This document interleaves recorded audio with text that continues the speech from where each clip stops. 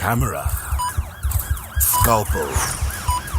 Every second counts, and every cut, every thought, every action is critical. Critical. Mondays to Wednesdays at 9 p.m. on S3. Starts 11 June. Channel your best drama with BBC Primetime, only on S3. Open up.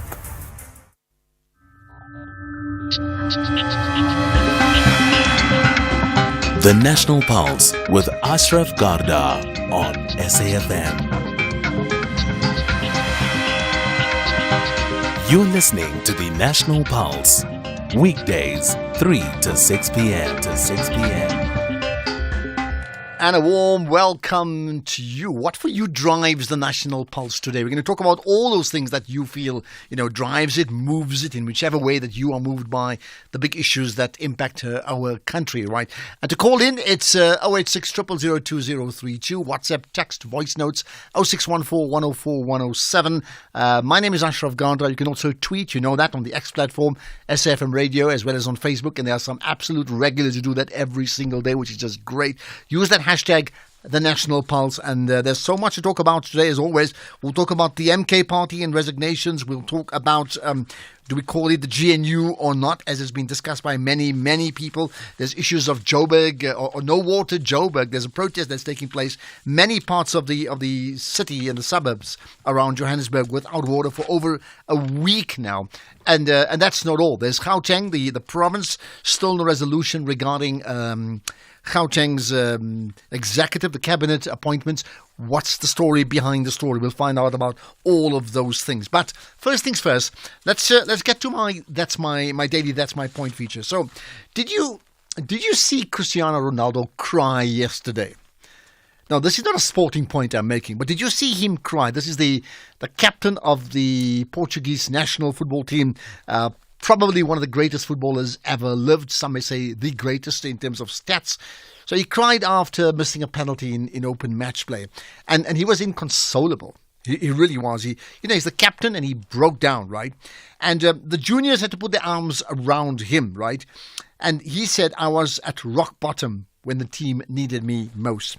So rewind to the Proteas, on that Saturday when the Proteas lost to India by 7 runs in that T20 Cricket World Cup final.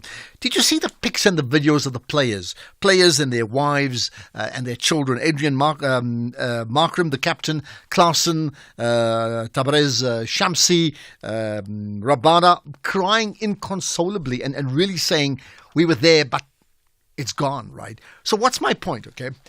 This is it. Don't you just love it when people who represent their country take it so seriously when they do this country duty that they break down when they feel they fail? And that passion in sport, can you imagine we replicate that in terms of our government? Because we've got a new cabinet now. Can you just think about a day when a politician or a minister doesn't deliver on a certain project and then breaks down on national radio or TV and cries and says, I've let my country down. I'm inconsolable about this. Because it is that sort of determination to do what's best for your country that we so desperately need. So perhaps some emotions for the right reasons from our politicians as they get into the 7th administration is what I'm going to look out for, right? And perhaps you may feel the same. I'm Ashraf Garda and that's my point. So what's yours?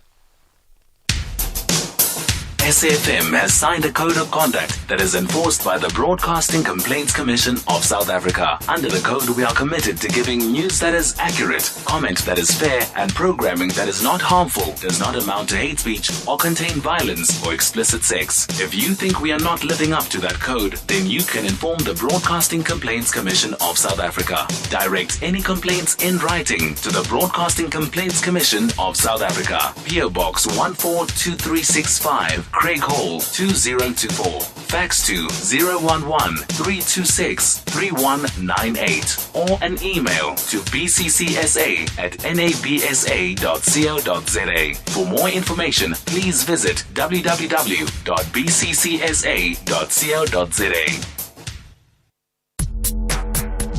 If you're active on social media and love SAFM, we hope you'll take a moment to like or follow our SAFM page on Facebook and Twitter. These are the best places to find all the guest information, conversations, and stories you love from your favorite presenters, along with regular updates from SABC News. And don't forget, you can send your questions to feedback@safm.co.za. SAFM, leading the conversation. The National Pulse, weekdays, 3 to 6 p.m. Right, let's get cracking. By the way, do you want to comment on the Ronaldo factor, but not so much the sporting aspect, on the point that I brought up, which is, can you imagine ministers crying when they let their ministry down in the cabinet, when they let their country down? Can you imagine us reaching that level? Perhaps you've got examples of it that I can't quite remember.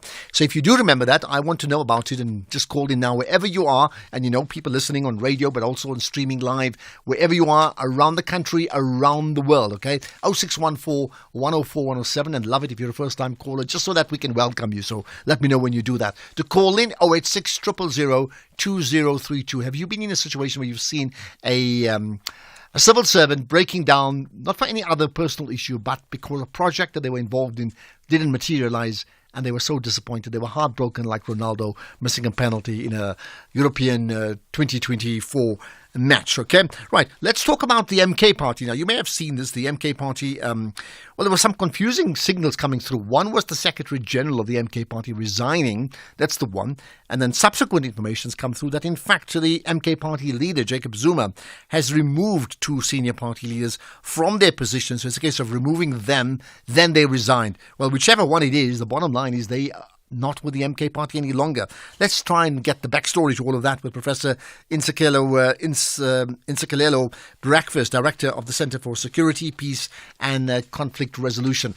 Good chatting to you as always. You're live on the National Pulse. Thank you very much for having me. Much appreciated. Right, first of all, what do you understand by the backstory? Was it a resignation, or was it Zuma's letter came before the resignation? So in fact, he called them out and said thank you very much. This is an interesting kind of event. I don't want to say that I didn't see it coming, but there have been very interesting developments of late, for instance, which, makes one to grapple with a number of questions. For instance, the deployment of Dr. Hlophe. I'm not talking about the rightness or the wrongness of that, but in my opinion, that deployment is very symbolic. It has a meaning, because the first thing that came to my mind was, who made that decision? Because the party has not had a conference to elect its leaders. Again, the same goes to, I saw in one of the weekly newspapers that, there are people like, I think the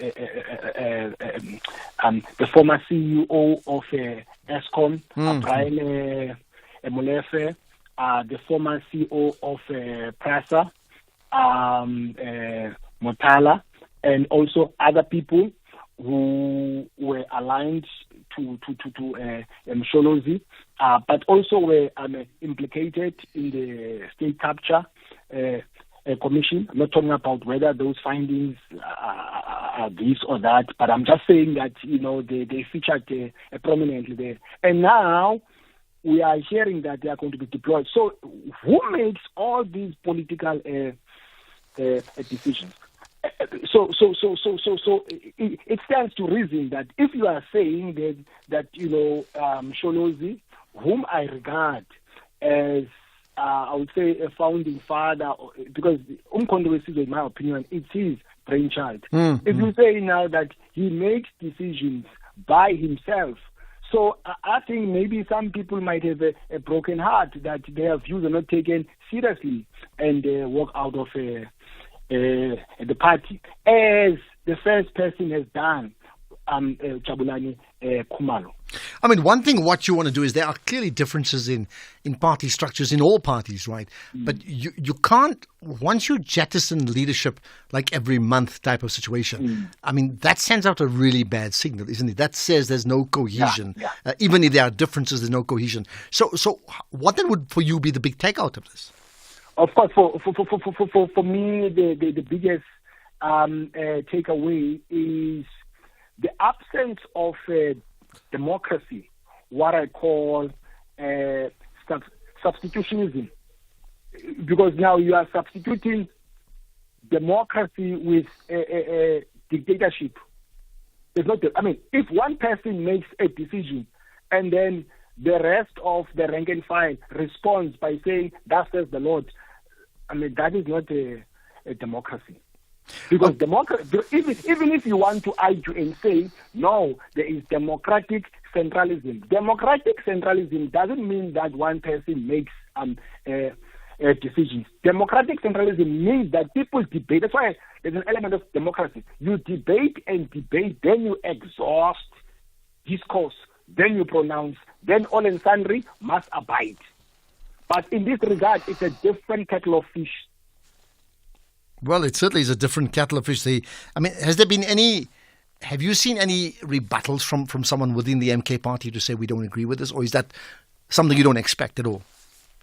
I mean, we only know of one person who broke ranks, who was chastised. But now, if you have a handful number of people who are walking out of the party, I think the question is, does it not give credence to the argument that, there's lack of a democracy? I think my advice to them, because they did very well, let's be honest, I mean, they are the biggest winners in these recent elections. My advice to them will be that they need to arrange a conference and have leadership so that, one person doesn't make these decisions by himself. Okay, so going forward then, here's the point. You said already in terms of numbers, they're the biggest. They've certainly made the biggest impact in the election 2024. But one thing is making an impact on a one-off event. The other is to sustain that, right?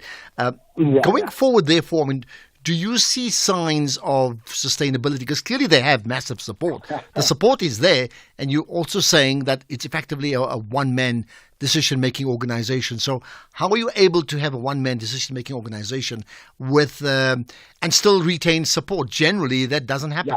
Yeah. I think that's the elephant in the room. I mean, your guess is as good as mine.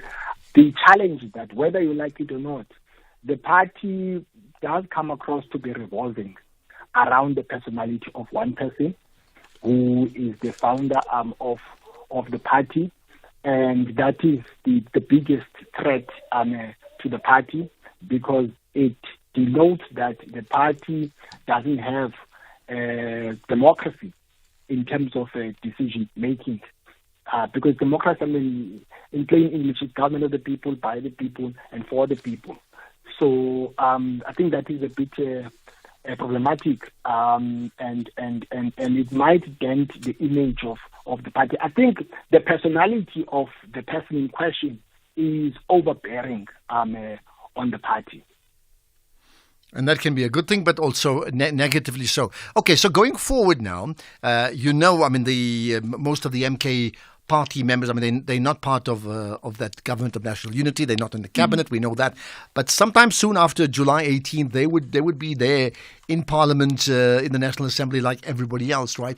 What are you going to be looking out for? You're looking for a signal in terms of how they go about doing their business. And remember, former President Jacob Zuma will not be there, right? What would you be looking out for? The role of MK and the EFF is going to be very much interesting. Why? Because on the one hand, because they are wearing two caps. On the one hand, they are, it's like outsiders who are insiders.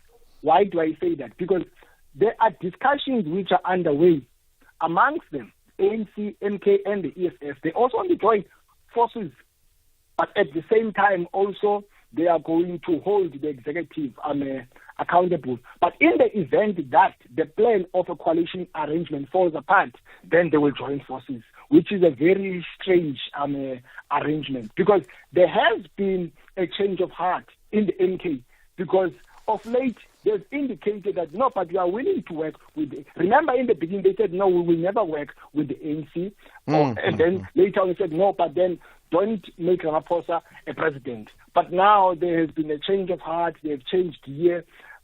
But I think as of now, they are going to play their role of being an opposition alongside the EFF, hold the executive accountable, but they're not vehemently opposed to joining forces with the ANC and constitute all right, and we shall certainly track that story. Appreciate your time, Professor Ntsikelelo Breakfast, Director of the Centre for Security, Peace and Conflict Resolution. What do you make of what's going on with the MK? Two senior members, really, within the party, one story is they've resigned. The other is, in fact, they've been removed. There's a letter from on a letterhead from the MK party from the leader, Jacob Zuma, saying that's it. We'll maybe redeploy you elsewhere, but certainly not in those positions. Would you like to add your voice to it? I mean, I have my point, but what's your point? 0614 104 107. You can also tweet out, by the way, wherever you are, Facebook, Twitter. Just post your comments, and we'll pick it up. Use that hashtag, The National Pulse. But to call in 086 000 2032.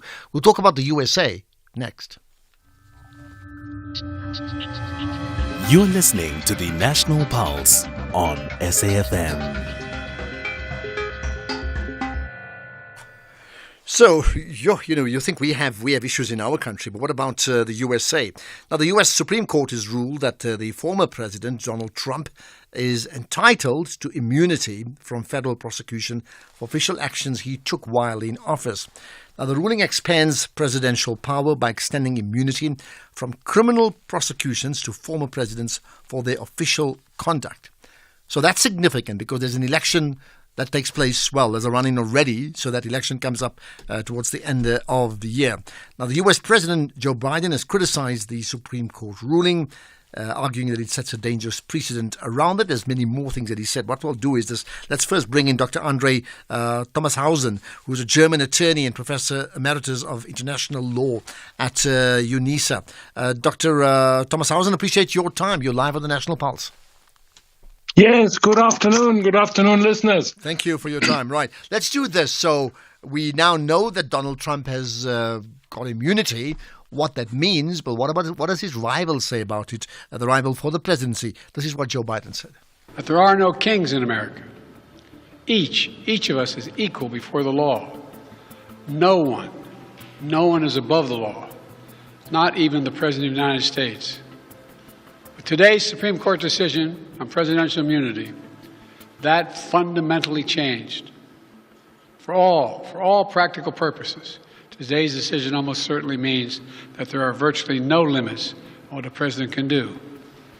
This is a fundamentally new principle, and it's a dangerous precedent, because the power of the office will no longer be constrained by the law, even including the Supreme Court of the United States. The only limits will be self-imposed by the president alone. Okay, clearly he's saying there are no kings in the USA. I think we certainly know that. But in this case, maybe Donald Trump could well emerge as the kingmaker in terms of all the things that's going on around that election. So, Dr. Thomashausen, first of all, what do you make of that ruling? Expected? Not expected? Well, I think for any lawyer, it's completely expected. It is standard around the world that presidents, when they act, enjoy immunity. In South Africa, our president enjoys the same immunity as any other member of the cabinet, ministers or vice president or president, and that is a very normal thing. Otherwise, anyone could stop policy, could stop the government from acting by running away, laying a charge of anything or something. So in the United States, this is based on Article 2 of their Constitution, and there is case law that goes back quite a while to the 19th century, where the Supreme Court has always ruled that there is a protection of the president in what he does. There's a decision in 1867 in Mississippi versus Johnson, and it carries through until the Nixon affair, the Watergate affair. The only dispute in America is what are the limits of that immunity? And it's a common cause that for private matters, there may not be an immunity. Although in many countries that is disputed. Should a president be prevented from running the country because he's exceeded the speed limit, let's presume, while he was just going to watch a private movie show? Probably not.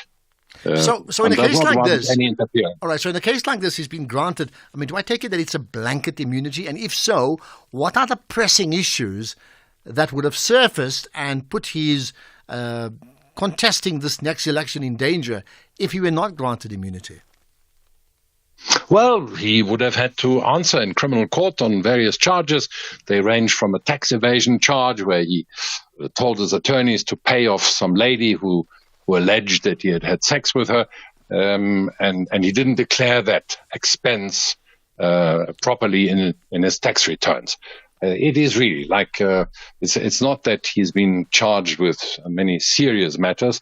Of course, there's debate whether he supported a sort of an insurgency, a very strange event in the States where irate citizens tried to storm the Capitol building and actually managed to get inside and cause some damage. And yes, there was police that shot at some of them. All these events, I think the Supreme Court has taken a wise decision, shouldn't derail the forthcoming presidential election, where it is obvious and clear to anyone that more or less half the American electorate wants to support the candidate Trump, and that is their good right to do so. So this will just go ahead. Of course, his rival, sitting President Biden, is irate and will warn of some maybe absurd consequences that future presidents could order people to be assassinated and still get off free. That is not what this ruling of the Supreme Court has done. I don't see anything much extraordinary in that ruling. Okay, then let's move on to what may come out in terms of the election, right? So we had this presidential debate, the ones we don't have in South Africa last week, and for all intents and purposes, the polls suggest that Trump was far more convincing, or maybe I should rephrase, Biden was just absolutely so unconvincing because of a whole series of reasons, right? How much currency do you put in that debate? And how then will, the debate and, in this case, the issue of the amnesty, how much of immunity, rather, how much of that will impact what is going to happen come election day? Well, for first, I think Trump will not be serving any jail term whilst he's being elected. That risk has been removed.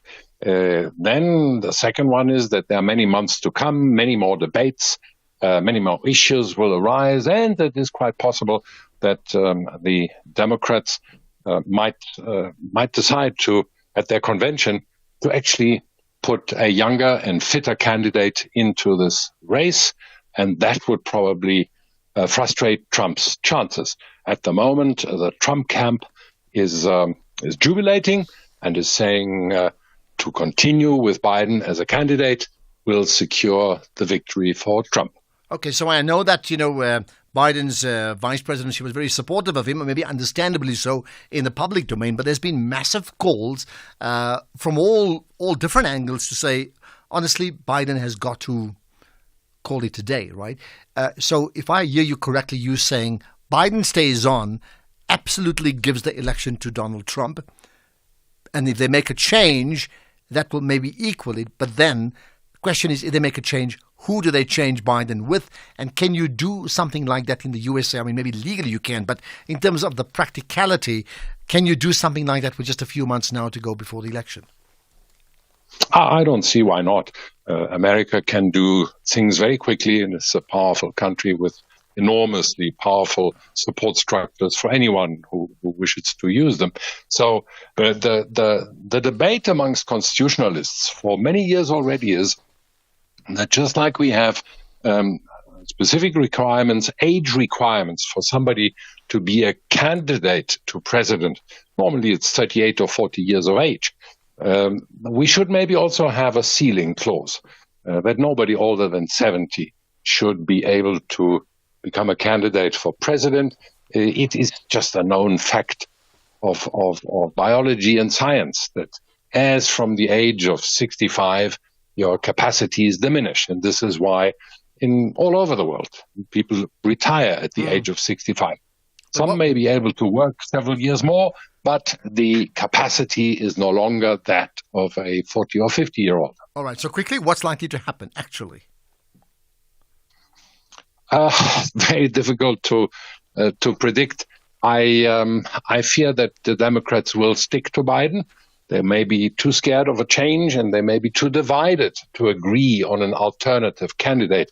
And in that case, we should prepare for a second Trump presidency. Trump to Trump. Goodness, America is a strange, strange country indeed. Thank you for your time. Much appreciated. Dr. Andre Thomashausen, who's a German attorney and Professor Emeritus of International Law at UNISA. What do you make of Trump and Biden, and Trump now maybe going to trump him once again? I don't know. Let's get the news headlines now with Ondela Mbana.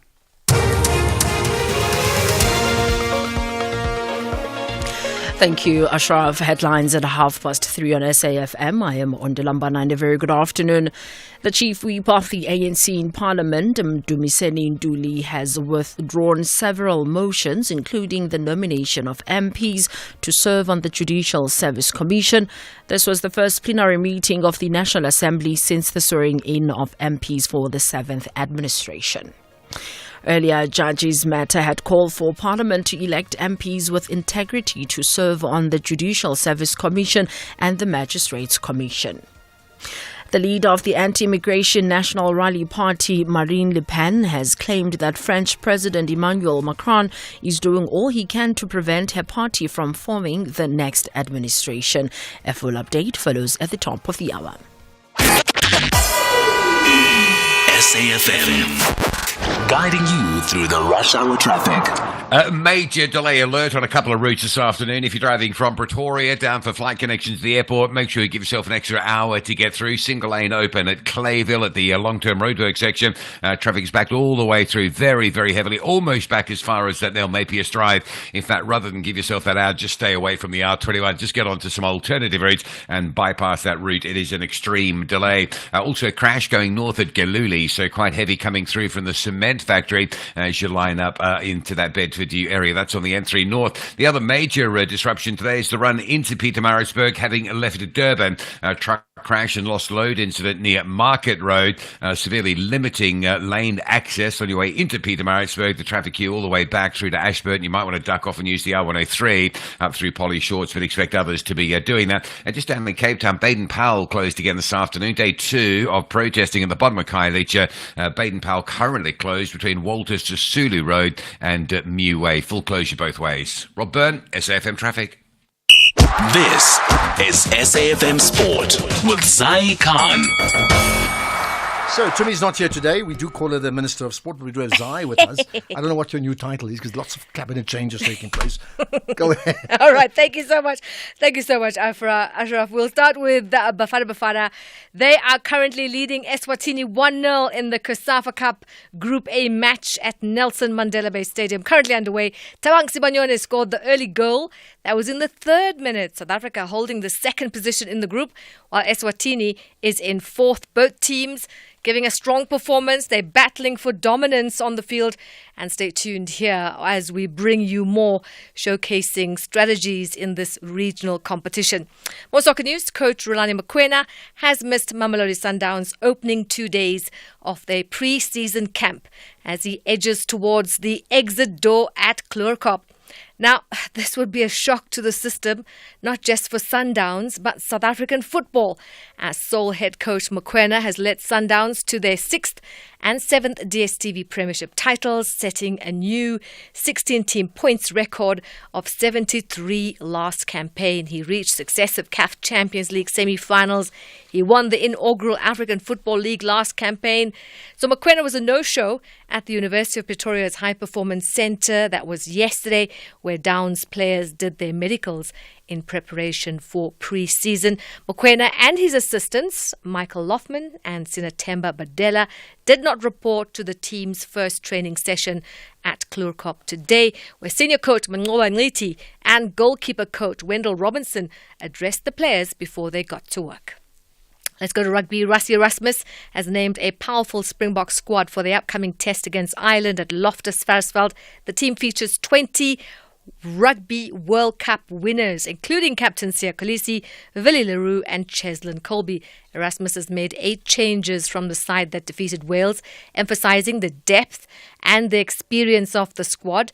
Newcomers Gerard Steenkamp, Salman Murat and Sasha Feinberg Ngomezulu are also set to make an impact from the bench. Erasmus acknowledges Ireland's quality but believes his experienced lineup can rise to the challenge and secure a victory.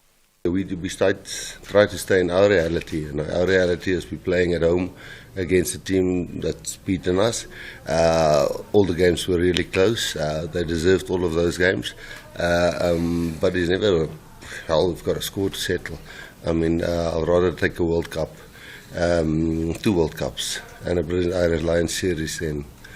And take the 3 losses, but we never go out to lose. We definitely didn't pick this team to try and lose. More rugby news. The junior Springbok coach Bafana Nhleko has tweaked the starting 15. That's for Thursday's World Rugby Under-20 Championship encounter with Argentina in Stellenbosch by making 5 changes to the run-on side that started in the win over Fiji. Thursday's Pool C clash at the Dani Craven Stadium will kick off at 7 p.m. The inclusion of Bruce Sherwood at full-back and Philip Albert van Niekerk inside centre are the changes in the back line. In place of Michael Damon, who will sit out this clash, and Josh Bull, who has been included on the bench. Amongst the forwards, Tabang Mpafi moves from number 7 flanker to the other side of the scrum to play in the number 6 jersey, where he replaces Sibabalwa Mashe, who in turn moves to the replacement bench.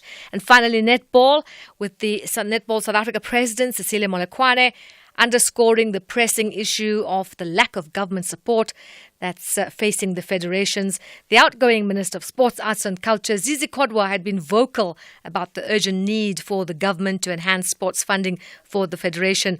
Molekwane points out that federations are forced to rely more on sponsors for funding than the government. We are not getting, not even, I don't even say a quarter. It's not even a quarter of what we're giving compared to what the sponsors are giving us from government. One federation said to me that funding is not even 2% of their budget annually. I agree with the federation. It's not even 2% of my annual budget, the funding from government. So we want to challenge the government to say, if you want us to bring medals in the country, and, you know, if there's one thing that can unite this country is sport. That's a wrap of your sport on The Pulse. We'll bring you more top of the hour. I'm Zai Khan. So before I let you go, one thing can unite is sport, but Sundowns and their coach are not united any longer. What's the story there? I mean, he's won everything with them. I know. But do you know, like, I mean, has he quit? Have they pushed him out? I mean, he's so successful. Well, the story is he's not getting along with the new director that they've put in charge, and the director is making all the changes with no input from Mokoena, which I think is a little bit. And does it seem like this is a done deal? Like he's gone? Well, if the rumours are hitting the ground, then you know there's going to be a statement coming out confirming. And if he's gone, who do they get back? Somebody who's also fallen out with them before, which is... I'm just saying Pitso Masimano. Don't take my word for it. Please don't take my word for it. But anyway, my God. Yeah, no, it's both of us in the same WhatsApp so group. That you know. There we are. All right, we'll have more sport in an hour, yeah? In an hour. Thank you. The National Pulse with Ashraf Garda. So it's interesting, there's not a day that goes by without the conversations around the Government of National Unity, or GNU, and there's not a day that goes by without someone commenting to say, please don't call this the GNU, it's something else. It's a multi-party cabinet, it's a multi-party formation, it's something else, but it's not the Government of National Unity. So we thought, let's look at 2 things. You know, first, in terms of definitions, what is a Government of National Unity, and what isn't, and what do we have? But also, very importantly, how do we keep a team together that really works? So we should be chatting to Rolf Meyer pretty shortly. I just want to check if I've got him on the line. In fact, we'll get him in just a moment or so. So we're going to get to some of the calls too. Some comments, Ashraf, your guest, Professor, utter rubbish and nonsense. He's just a fan of Donald Trump. Hear him when he says he thought that the president of the USA can order people to be massacred and get immunity. Okay, but he's repeating what is the way the Americans do their business, isn't it? So you can agree or disagree with him. Here's another comment around the president. Sure how exactly to phrase this, but I think presidents should have the complete opposite of immunity within their country, and they should be held to the highest standard of every law, and no law should be diminished in size or considered frivolous. For example, like the example given, speeding in your personal capacity. If we diminish any law and have the mindset that some laws can be broken, then we will always work our way up to the bigger laws, breaking more and more as we go along. Our president should be the extreme example of law-abiding and be held to those standards so that we have a good example to follow. If we say a president can speed, then why can't the citizens of the country? Yasmin from Pretoria. Well, Yasmin, I think you make a very, very important point. And even when I spoke to the professor and he said many countries have immunity, like I'm trying to understand what's the case for immunity when they say a leader of a country can have immunity. Keeping in mind, we're not a monarchy, right? So we're not a dictatorship. What's the case for immunity? I must say I do find it rather bizarre. Maybe the speeding one is like amongst the most frivolous or trivial examples one can think about, but there are many other much bigger examples. So if anything, it should be the other way around, that they should be held so accountable more than anything else. In fact, maybe it's something I'll put to Rolf Meyer when I talk to him in a moment or so. So in fact, we do have with us now Rolf Meyer, who's the former Minister of Constitutional Development. Many may be aware that he was part of that the all-important negotiation that took place many years ago, representing the Nationalist Party, and we had Cyril Ramaphosa on the other side, representing the African National Congress, and many others in between that, right? Rolf Meyer, I appreciate your time. Thanks for joining us on the National Pulse. Thank you very much. Thanks for the opportunity. Thank you. So a couple of things to ask you. Firstly, we've been talking about the government of national unity, and for everyone who's saying that, there's been a push to say don't call it that. What do you call it? Yeah, I think it's an agreement to work together more than anything else. The president, I think, was wise in reaching out to all parties and saying he calls it the government of national unity, thereby making it inclusive, presenting it as an inclusive government, and thereby reaching out to all parties. And it was therefore also, up to parties to decide on whether they're coming to join it.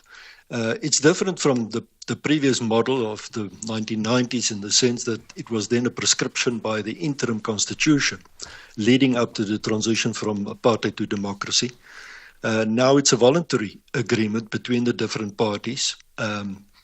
I think it's a good way forward, and let's call it the government of national unity, because that is in essence what it is, in the sense that close to 70% of the vote that have been casted, represented in Parliament, are joining this government, and I think it's, for the country's sake, it's good. Right. Now, the counter-argument, and I've heard it often you say, but there are at least two major parties, the EFF and the MK party, that are not part of this government of national unity. So, that's around 24-25% of the votes that were counted. So don't we dare call it the GNU? What's your thoughts to that? Well, if we compare it with the 90s, again, not all parties were part of the government of national unity then as well. In total, it was probably 80% at that stage that participated in the government. Now it's close to 70% if one takes the proportions. But the point is, in a certain way, the parties that are not now forming part of the government have, I think, disqualified themselves by stating their positions as far as either not being prepared to work with the ANC as the party with the majority votes, or having objections against the constitution of the country. And I think it was a very clear condition right from the start for those parties that would form the government of national unity, is that they should subscribe to the constitution, because that is the supreme law of the land. And if they don't agree with that base, there is no agreement. So just your last thoughts on the definition of a government of national unity, and you've already agreed that it is, right? So what then for you is a definition of a government of national unity? It seems obvious, but I'd rather get it from you. Okay, let me quickly say, I think the difference between a coalition government and the government of national unity is that in the case of a coalition government, it's two or more parties that form an agreement on the basis of certain principles, etc. Government of national unity is an attempt to bring together all parties on an inclusive basis. I think that's more or less the difference between the two. In this case, we have maybe a hybrid, something in between. And that's why I'm saying let's call it the government of national unity, although it might not be in the strict sense of the definition be exactly that. Okay, and maybe it matters less what it's called. It's something I've argued about. But what does it mean in terms of practicality of the implementation of a cabinet and therefore the budget, the constitution? So, what are your thoughts about what has played out now? You know, you've got the ANC and the DA together, which for many people, and there's not a minute goes by without someone commenting about this unthinkable marriage between these two parties. What do you make of it? Well, I think that, both had the option of walking away from each other or trying to find a way to work together. And there were certainly people within the ANC, but also within the DA, that didn't like this option at all. And maybe they still don't like the option. But the reality is government had to be formed. And the ANC couldn't do it by themselves. The DA couldn't do it by themselves. But at the same time, they are the two, let's call it, major parties in this agreement, in this working together. So, it depended on them to find a way forward, to work together. And my sense was that even prior to the elections, when the polls started to indicate that the ANC might not make 50% this time, the discussion started to hint in the direction that the ANC and the DA might have to fight each other. So it is probably for both of them not the ideal option, but the only workable one, I would say, because the alternative of finding other parties to work with might have been too ghastly to contemplate. So, drawing on your experience of what happened in 1992, leading up to 1994, right?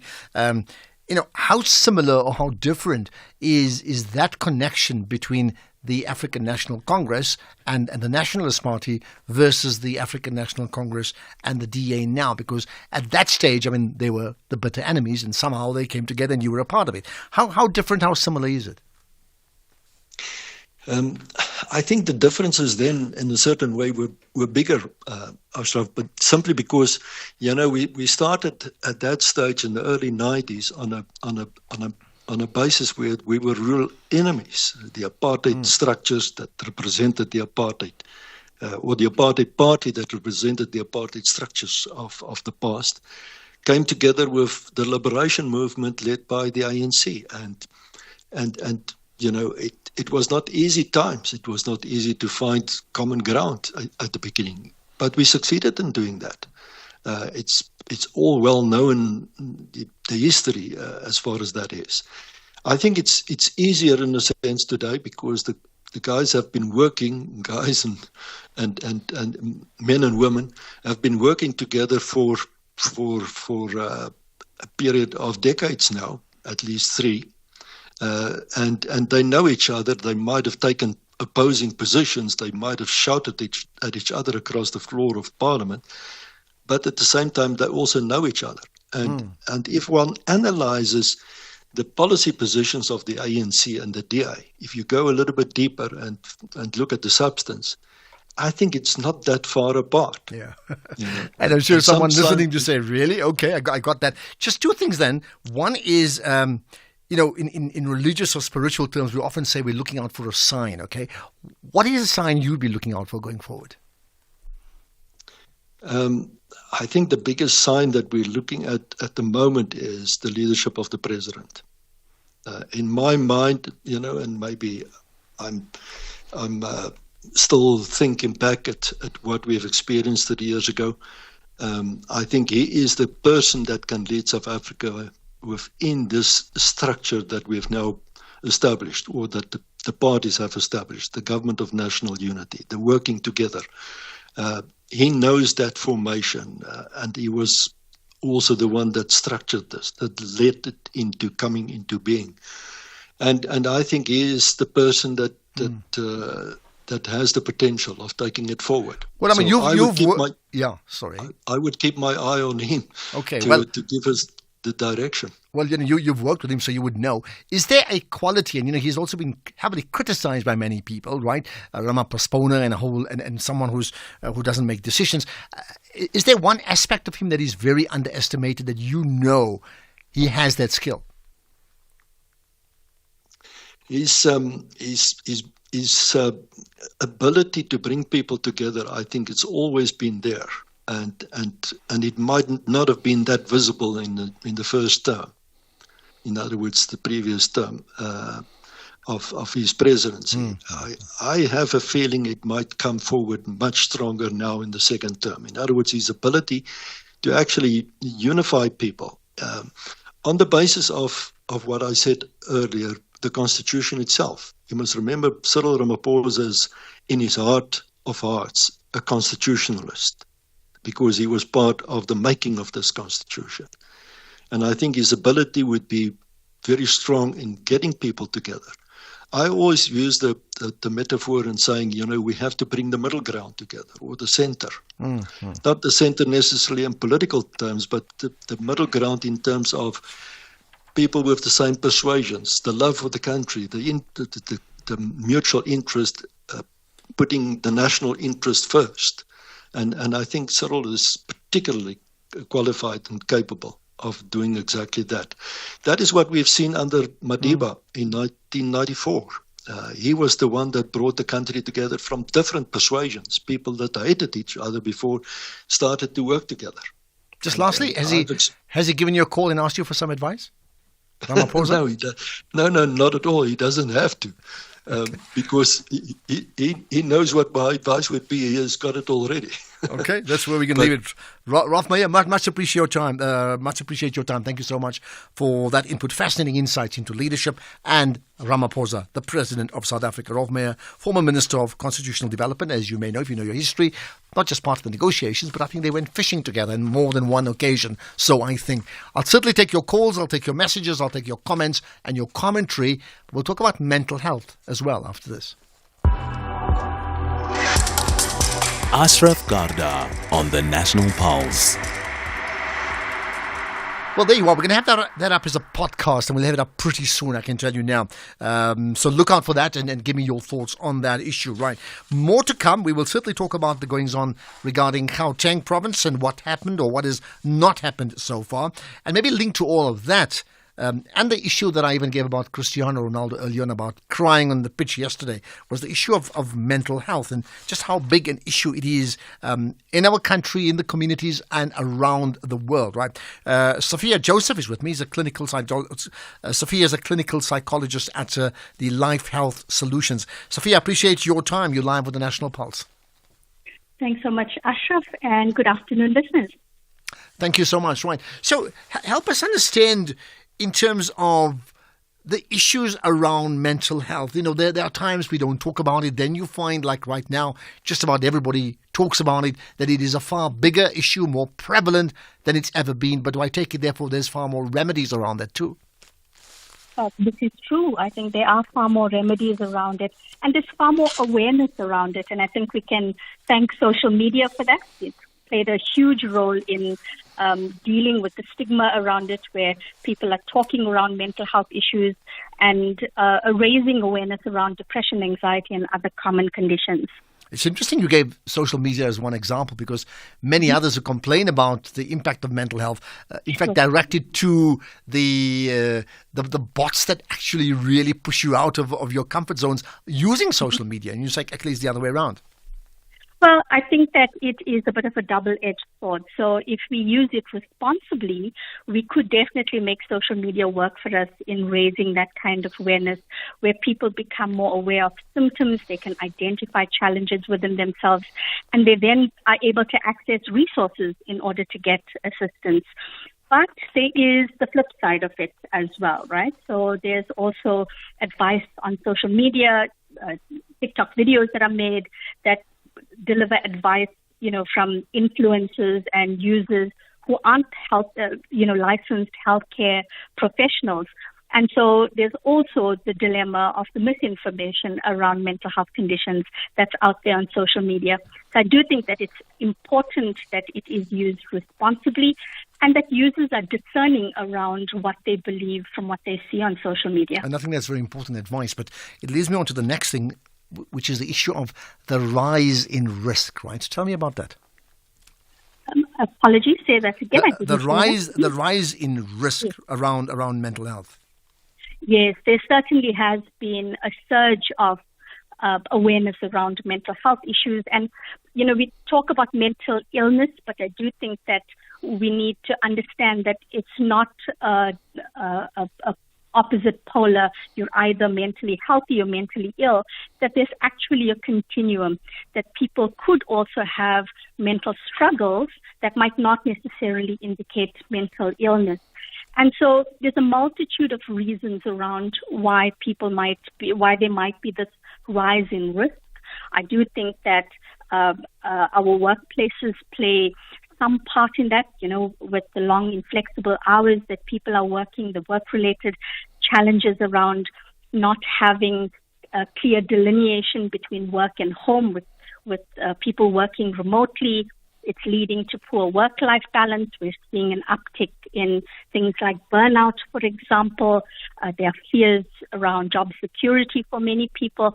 So there are many reasons, apart from what's happening around us environmentally and globally, that are contributing to why people are more at risk now. And we're seeing the statistics bear that out. And can you immunize yourself against that risk? Yes, we want to encourage people to build a resilient core. Part of that is around making sure that we take care of ourselves properly. I think self-care is an often used term that people discount, and I think that we know what it is, but knowing it and practicing it is not always the same thing. And so making sure that we eat healthily and we get enough sleep and that kind of thing is really important. But I do think that it's difficult with the kind of always-on culture that we have now, not just personally or socially speaking, but also from a workplace point of view, where people can get emails on their phone, they're expected to answer messages and calls at all odd hours of the day and night. And, it might be linked to FOMO and not wanting to miss out. But I do think that people need to have better boundaries in place and remember to take that time out for themselves, practice relaxation techniques, and find meaning and purpose in the work that we're doing that kind of inoculates us, for lack of a better word, so that if we find that something inside us that keeps us motivated and keeps us looking positive and feeling positive, that we are better able to take care of our mental health. Now, I'm going back years ago, the issue of mental health would very much be the domain of much older people, in fact, people at advanced ages. Now, it seems like that shift has happened. It has swung completely. Is it because of a greater awareness, or is it because of different pressures? And maybe as you answer that, just how big a swing is it? That, in fact, it's younger people who are most affected by issues around mental health. Yeah, I think there has been a swing. We're seeing it in the statistics. At Life Health Solutions, I can tell you that the higher prevalence around risk cases, we're seeing that with our younger population. And in fact, I think the WHO released some statistics some time ago that globally the suicide rates are extremely high amongst young adults. Suicide is the second most common cause of death for our youth between 15 and 29 years old. And that is just alarming. And we spoke about social media at the beginning of the show, and I do think that does play a role, because what it does is that it increases the societal pressure to achieve more, because if that's what you're seeing on your social media feeds and in your videos, then you feel like that's where you need to be. It creates this idealized notion of what life should look like. And then I think also there's amongst young people almost a culture of this lifestyle of instant gratification, right? And if you don't achieve it immediately, then that leads to anxiety if that's not satisfied. So it's a vicious circle, and I think that has a big role to play in why our young people are aware of mental health issues, But like I said, conversely, social media is also contributing to them, going deeper and deeper into this kind of mental health crisis. Okay. Just the last thing as we get to news time then, in terms of support, from whether it's corporate support, people in the home environment, what sort of support can we offer, and how do you identify a need for support? Because I don't think it's everybody going to pick up their hands, right, and raise their hands and tell you they need help. Well, I don't think that that's such a bad idea, actually, right? I do think that it's incumbent on each of us to kind of do a mental health check-in regularly, right? How am I feeling? Am I all right on a scale of 1 to 10? Do I need support? What's the highest I've ever been? And to reach out, because it isn't a sign of weakness when you need help. And there are various resources available. Life Health Solutions is an employee well-being service provider. It's part of the Life Healthcare Group, and we've got our Life Mental Health facilities as well.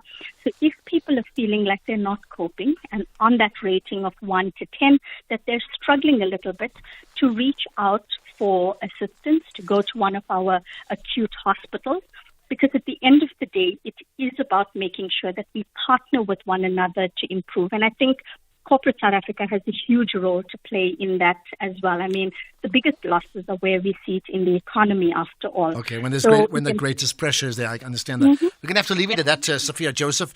Feel free, by the way, to tweet out any of your thoughts and just tag us, SFM Radio, and myself, Ashraf Garda. Will gladly share that as well, because I think there's important pointers. But this conversation will be put up as a podcast as well, ASAP. So, Sophia Joseph, thanks for your time. A clinical psychologist at Life Health Solutions. Let's get the news now. It's just gone 4 o'clock with Ondela Mbana.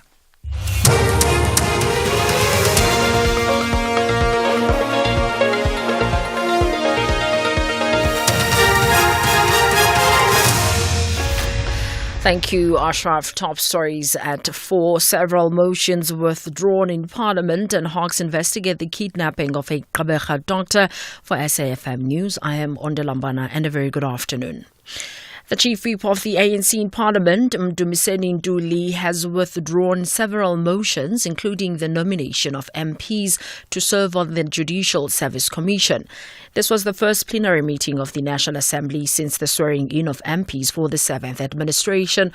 Also on the agenda was a motion for the election of House chairpersons and members of the nominated to serve on the Southern African Development Community Parliamentary Forum, which was also withdrawn.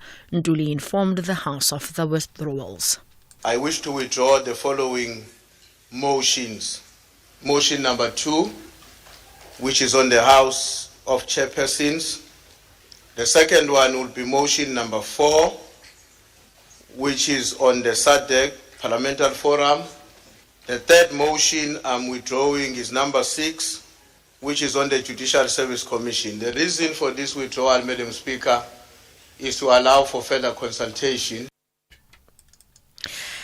Earlier, Judges Matter had called for Parliament to elect MPs with integrity to serve on the Judicial Service Commission and the Magistrates Commission. The Umkhonto weSizwe Party has nominated impeached Judge President Dr. John Hlophe, while the ANC has nominated Soviet Lechanyane and Fasiha Hassan. The DA has nominated Gladys Brettenbach, with Ethel Trollip been nominated for Action SA, and Julius Malema has been nominated for the EFF. Research and Advocacy Officer at Judges Matter, Mbegezeli Benjamin, says Parliament must come to the party. For several years, Judges Matter has called for a code of conduct to be developed for both the Judicial Service Commission and the Magistrates Commission. The code must hold commissioners to high ethical standards, with the option of recalling them should the commissioner fail to uphold the code. But while that process is underway, Parliament needs to come to the party and select only those members who will meet high ethical standards. An obvious disqualifier is anyone who's been found guilty or has been implicated in serious ethical or misconduct. MPs do not represent their jackets and the commissions. They represent the people of South Africa. The Hawks in the Eastern Cape are investigating a case of kidnapping after a Gqeberha-based doctor, Bongani Ngqini, was allegedly kidnapped from his practice in KwaZulu-Natal on Monday. Hawks spokesperson Sandiphiwe Mhlakuvana says because of the nature of the alleged crime, details around the kidnapping are being kept under wraps by the relevant authorities to keep the victim safe. Mhlakuvana says the matter is still under investigation. It's alleged that the victim was accosted by 4 unidentified suspects where they forced him to his vehicle, took him to an unknown address. The allegation revealed that later on the day, the suspects demanded a ransom. We are urging the public, if anyone have any information, to assist the investigation. Police in the Western Cape say a 26-year-old woman has been fatally stabbed at her house in Heideveld on the Cape Flats. Officers responded to a complaint and found the woman deceased with multiple stab wounds. Police spokesperson Joseph Swartboy says they are searching for a suspect known to authorities in connection with the murder. The investigating officer assigned to the case are going the extra mile in a bid to ensure a breakthrough. We can confirm that the suspect is known to the investigating team. The motive for this attack is now the subject of an investigation by the South African Police Service. An appeal is hereby made to anyone with information to please call Crime Stop. The leader of the anti-immigration National Rally Party, Marine Le Pen, has claimed that French President Emmanuel Macron is doing all he can to prevent her party from forming the next administration. She accused him of trying to implement what she called an administrative coup, but she says the French people would not be denied the government they wanted. Moi, quand je lis, encore une fois, qu'il existe des rumeurs. When I read about rumours that the president plans tomorrow, meaning 4 days before the second round, to name the Director General of the National Police and the Director of the National Gendarmerie, as well as dozens of prefects and a whole string of people whose goal it will be to block Jordan Bardella from governing the country as he wishes, I say that's a form of administrative coup d'etat. Recapping the top story, the chief whip of the ANC in Parliament, Mdumiseni Nduli, has withdrawn several motions, including the nomination of MPs to serve on the Judicial Service Commission. This was the first plenary meeting of the National Assembly since the swearing-in of MPs for the 7th administration. I am Ondalambana for SAFM News. Headlines at 4:30. A very good afternoon to you. Welcome to your sports, and it's action underway. Just at half-time, we had Bafana leading Eswatini 1-0 with Sibanyoni scoring, and in rugby, Rassie Erasmus has named a powerful Springbok squad for the upcoming test against Ireland at Loftus. We'll bring you the details at around 4:30. SAFM. Guiding you through the rush hour traffic. Well, if you're on your way from Pretoria to the airport, the R21 stays heavy. It looks like it is easing. It's well off what it was earlier today. That would perhaps suggest that with the increasing volumes this time of afternoon, there is a little bit more lane capacity. It was down to a single lane approaching Clayville earlier with delays in excess of an hour. So busy, but a lot better than it was earlier. But still give yourself plenty of time to get through. The other big story we're watching today is the truck crash and lost load incident on the N3 going up to Pietermaritzburg from Durban. The road was closed. They've managed to just keep the left lane closed, so the right lane is open, but it's an enormous backlog right through to Linfield Park, if not sort of back to Umlust Road. Might be back at Umlust Road shortly. It's a heavy backlog. You might want to travel through to Pietermaritzburg a little bit later this afternoon once that scene has been completely recovered and the queue has got through. There's a whole pile of pressure, as you can imagine, as well, from Ashburton up Polly Shorts into Pietermaritzburg on the alternative R103. Cape Town today, some good news there. Baden-Powell Drive that was closed most of the afternoon has, in the last 30 minutes, been reopened after another day of protesting at Khayelitsha. Rob Byrne, SAFM Traffic. Here, there, and everywhere. SAFM 106.6 FM in Bloemfontein.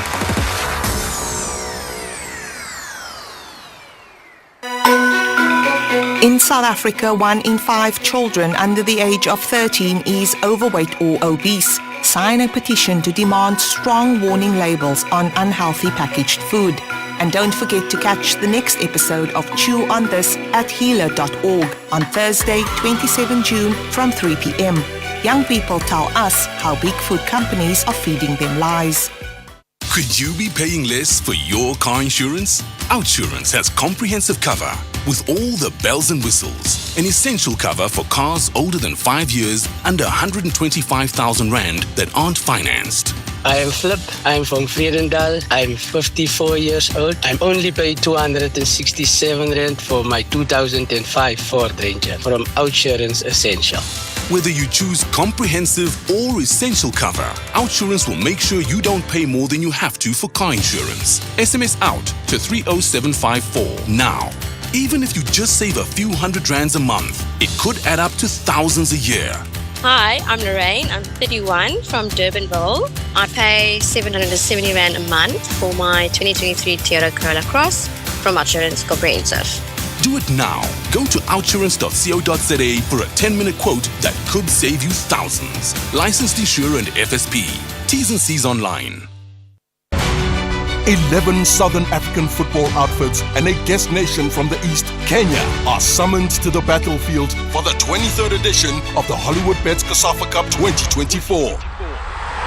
12 nations are on a dramatic search for the ultimate regional glory in Gqeberha, Mzansi's Eastern Cape Province. Experience the COSAFA Cup action from 26 June to 7 July. Live on SABC Sport on DTT Channel 4, SABC 1 and SABC radio stations. Also available on SABC Plus and SABCSport.com. Hashtag We Love It Here. Proudly brought to you by SABC Sport. For the love of the game.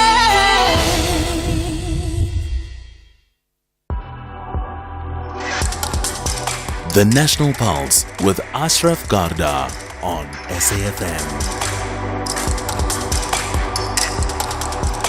You're listening to the National Pulse, weekdays 3 to 6 p.m. So earlier on, I spoke about Ronaldo. Remember when he cried, and I said whether you'd ever see politicians cry when they mess up, right? But here's a comment from, again, we've had a range of people commenting about many issues. Here's one. Ashraf, good afternoon, man. Flores here from the Western Cape. Ashraf, some sportsmen and women knows that it is a privilege to play for their countries, and they're really wearing their hearts on their sleeves when it comes to competitive games. Ronaldo crying, it's not the first time that I see him crying. This guy is a guy who has looked pretty well after his body, and yeah, mentally I think with age he starts to handle things a little bit different.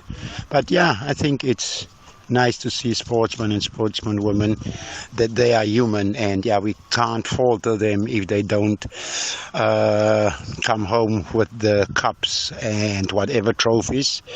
But yeah, it's really sad to see these guys crying, but it's also making us appreciate them more. Have a good show. Bye. Thank you. There you are. But I mean, my point is, he cried. I get that. My broader question is, what about politicians crying when they mess up? And I don't mean personal lives. I'm talking about in their call of duty where they're a department, for example, a minister whose department has fallen short. Do you see them having the same sense of emotions where like, oh my goodness, man, I can't believe we've done this. It's just wrong. And I'm just embarrassed about it. We don't have that, do we? Right? So that's really what I'm talking about. And if you have examples of that, then I certainly want to know about that. And politicians understanding the need for what I'd call, country duty and playing their part and understanding that when they fall short in the delivery of their country duty, then they take it very, very seriously and they say sorry and they do what Ronaldo did and they cry. Okay, let's talking about crying. Let's talk about water. You may know I've been talking about it for the last few days. In fact, in the community that I live in the Johannesburg northern suburbs, there's been no water for 8 days, and I'm serious. Absolutely nothing with 8 days. We chatted to Bridget about it earlier on. It's been ongoing. I understand it's not just one or two suburbs. There's been like probably half of the city of Joburg, the suburbs of the city of Joburg, that have had really no regular water for the better part of a week. The question is like, what's the story? What's the plan? I understand now there are residents, in particular of Amarentia, but I think it's going to be broader than that, who've now decided they need to protest that because they're not getting any joy with anyone to get things sorted out. So with me is Noreen Patel, who's a resident of Amarentia in Johannesburg. Noreen, you're live with the National Pulse. Hi. Hi, thanks so much for giving us the opportunity. We're just in the middle of a protest right now in Emerentia. We've had 9 days of not a drop of water and very poor communication from Joburg Water. Okay, so 9 days, so you got that 9 days no water. Yes. You said no communication or poor communication. What is the official reason why you have no water? So we understand the planned maintenance and the upgrade, and we actually welcome that. That's not the issue. But we've been told that water would start flowing and there was X percentage of capacity, but we are completely dry. And they've given us a range of issues as to why that happened, from things like cracks in Hursthill to the water's coming, but there's airlocks. So just there's been no transparency. We've been promised water for days and days, but just nothing happening. Okay, so you've taken what to the streets? You're protesting right now. What are you doing? Yes, so there's a protest happening right now on the corner of Barry Herzog and Judith. They've closed up or they're blocking a lane, and the residents are angry. We've got thousands of households with no water for 9 days, which is, I think, quite hectic, and people need to make their voices heard. And we've all tried to flood the Joburg Water inboxes, the relevant mayors with emails. We've done all that we could, logging faults, going through the normal processes, and now residents are fed up. Okay, interesting. We've chatted or we've tried to contact Joburg Water earlier today, and according to their spokesperson, they say they can't talk to us today because of other issues. I mean, that's the type of misconnection. I mean, do you see 9 days without water as a crisis, or is it just a nuisance? It's definitely a crisis. I mean, you can't take a shower, personal hygiene is at risk, you've got elderly people. Thankfully, the residents have sort of clubbed together, and we had generous donations of some people sharing water trucks and boreholes. Otherwise, people just wouldn't survive. I mean, think about 9 days without a drop of water. It's absolutely catastrophic. Now, I do understand it is widespread. Do you know how widespread it is? Yes, so we've actually got letters of support for this protest from Craig Park area. We've got people from Melville. We've got people from certain area parts of Greenside. Some people have been intermittent, but there's a lot of people in these areas who also had no water for 9 days, particularly for the Hursthill Reservoir, HH2. Is that what it's called? So let me understand this. I mean, there's been ongoing water shortages. I know we've chatted to Fidel Adam often around, water can, right? But here there was a planned interruption because of maintenance, which is a good thing. But in doing that, they've effectively not be able to switch the taps on. In effect, that's what it is, right? So are they giving you solid, when I say you, it could be you, it could be your local councillor, it could be the mayor of the city talking. Are they giving you reasonable grounds so that you completely understand where you are with this? Not at all. And in the communication that was given before this issue happened, we told that there would be some sort of throttling, but there would be low pressure, but some sort of water. The interruptions wouldn't be that long, and it's just been, dry for 9 days. And the updates we are getting are completely conflicting. Our councillors aren't being able to get proper answers. We're getting delayed responses, and fed different stories, whether it's airlocks or sometimes cracks or sometimes.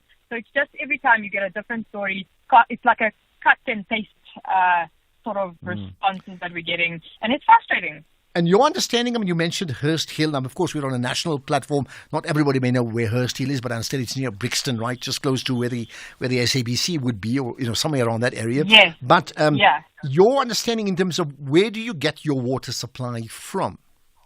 So the pump station is called Aikenhof, and my understanding is that's where all the upgrades are happening. And from there, it feeds different reservoirs. So you've got Brixton, Crosby, Hursthill 1, and Hursthill 2.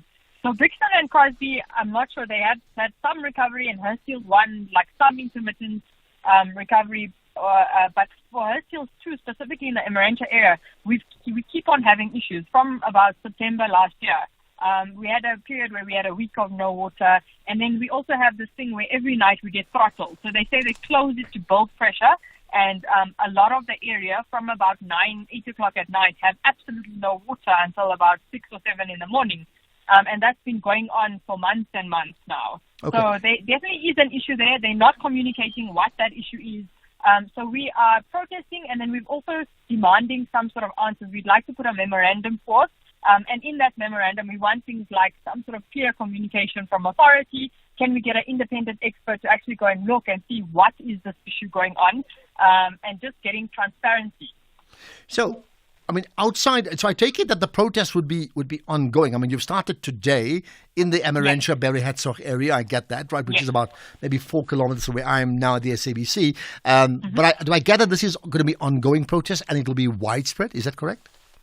Yes, so at the same time, there's a mirror protest happening in Melville, and then we're organizing a greater protest on maybe a Saturday with a bit more warning for all the other areas to come in. I mean, there's a lot of areas from Orange Farm to Sandton to Kensington who are also experiencing widespread water issues. So we need everyone to sort of come together, and I think we need to tackle this as a city, not just as individual suburbs as well. Okay, so when you have a problem, you know, the go-to person for me would be your ward councillor firstly, besides, you know, phoning a line call centre that nobody answers. A would be the call centre number one. Sorry, it would be your local ward councillor, and then maybe your local residents association head. So whether it's, you know, Emmerentia or Melville or Greenside or Blackgowrie, as you may have said, right? So have you done that? Yes, so they are all involved. They're all on the service delivery group. Our ward councillor has been sharing screenshots of her frustrations where she's also not getting answers. So we've tried at every single level. A protest is a last resort, and this is where we're at the moment. We've had no joy at every single level that we've tried. We've tried to engage with the mayor's office. We've tried to engage many different levels before resorting to What is the mayor's office saying? We've got no response at this point. I mean, you know, it's an interesting thing. One of the big issues that we've had coming out of a national election has been the absence of service delivery. And I've made the point before that besides having a government of national unity, we need to have a government of national service delivery. And although it's local elections, we know that, or local level, the impact is the same. That, I mean, it's sort of, the mind boggles that there's a complete, not just a problem that is unexplainable, really speaking, for if it's 9 or 10 days, but there's no one fronting up for it either, isn't it? Yes, it's extremely frustrating. And that from our level, it's not even a political thing. We don't care who's there in power, as long as they can have honest feedback and be there with the people. That's all the people really want. Okay. Just lastly, in terms of your coming together, I suppose, you know, you tend to have an organization, or you call yourself some action group or whatever. Is there a name that you put yourself behind? Is there a hashtag that you have too? At the moment, we've got Hurstfield Worstfield, because that's one of our slogans, because people from the Hurstfield Reservoir are fed up. But we actually are just residents coming together. We've got residents across the board from Emmerentia all over. I think we can send you some pictures if you look now. Some people are media is there.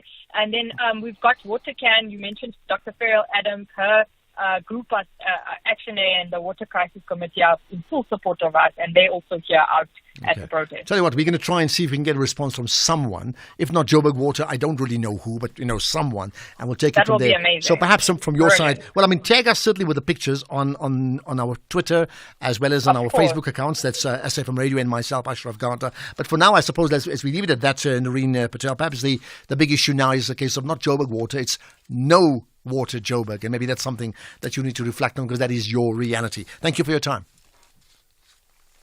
Well, there you are. No Joburg water, certainly for many parts of Johannesburg, I understand.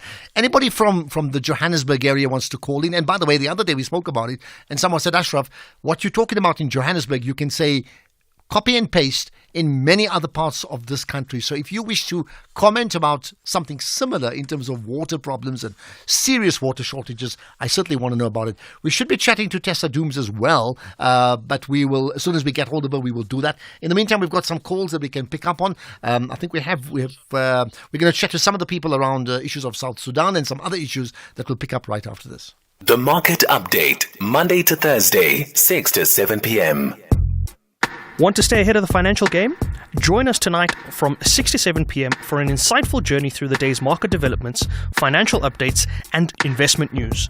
Tune in for your daily dose of financial intelligence as we navigate the twists and turns of the financial landscape with expert insights. Only on the SAFM Market Update. SAFM Market Update with Jimmy Muyaha.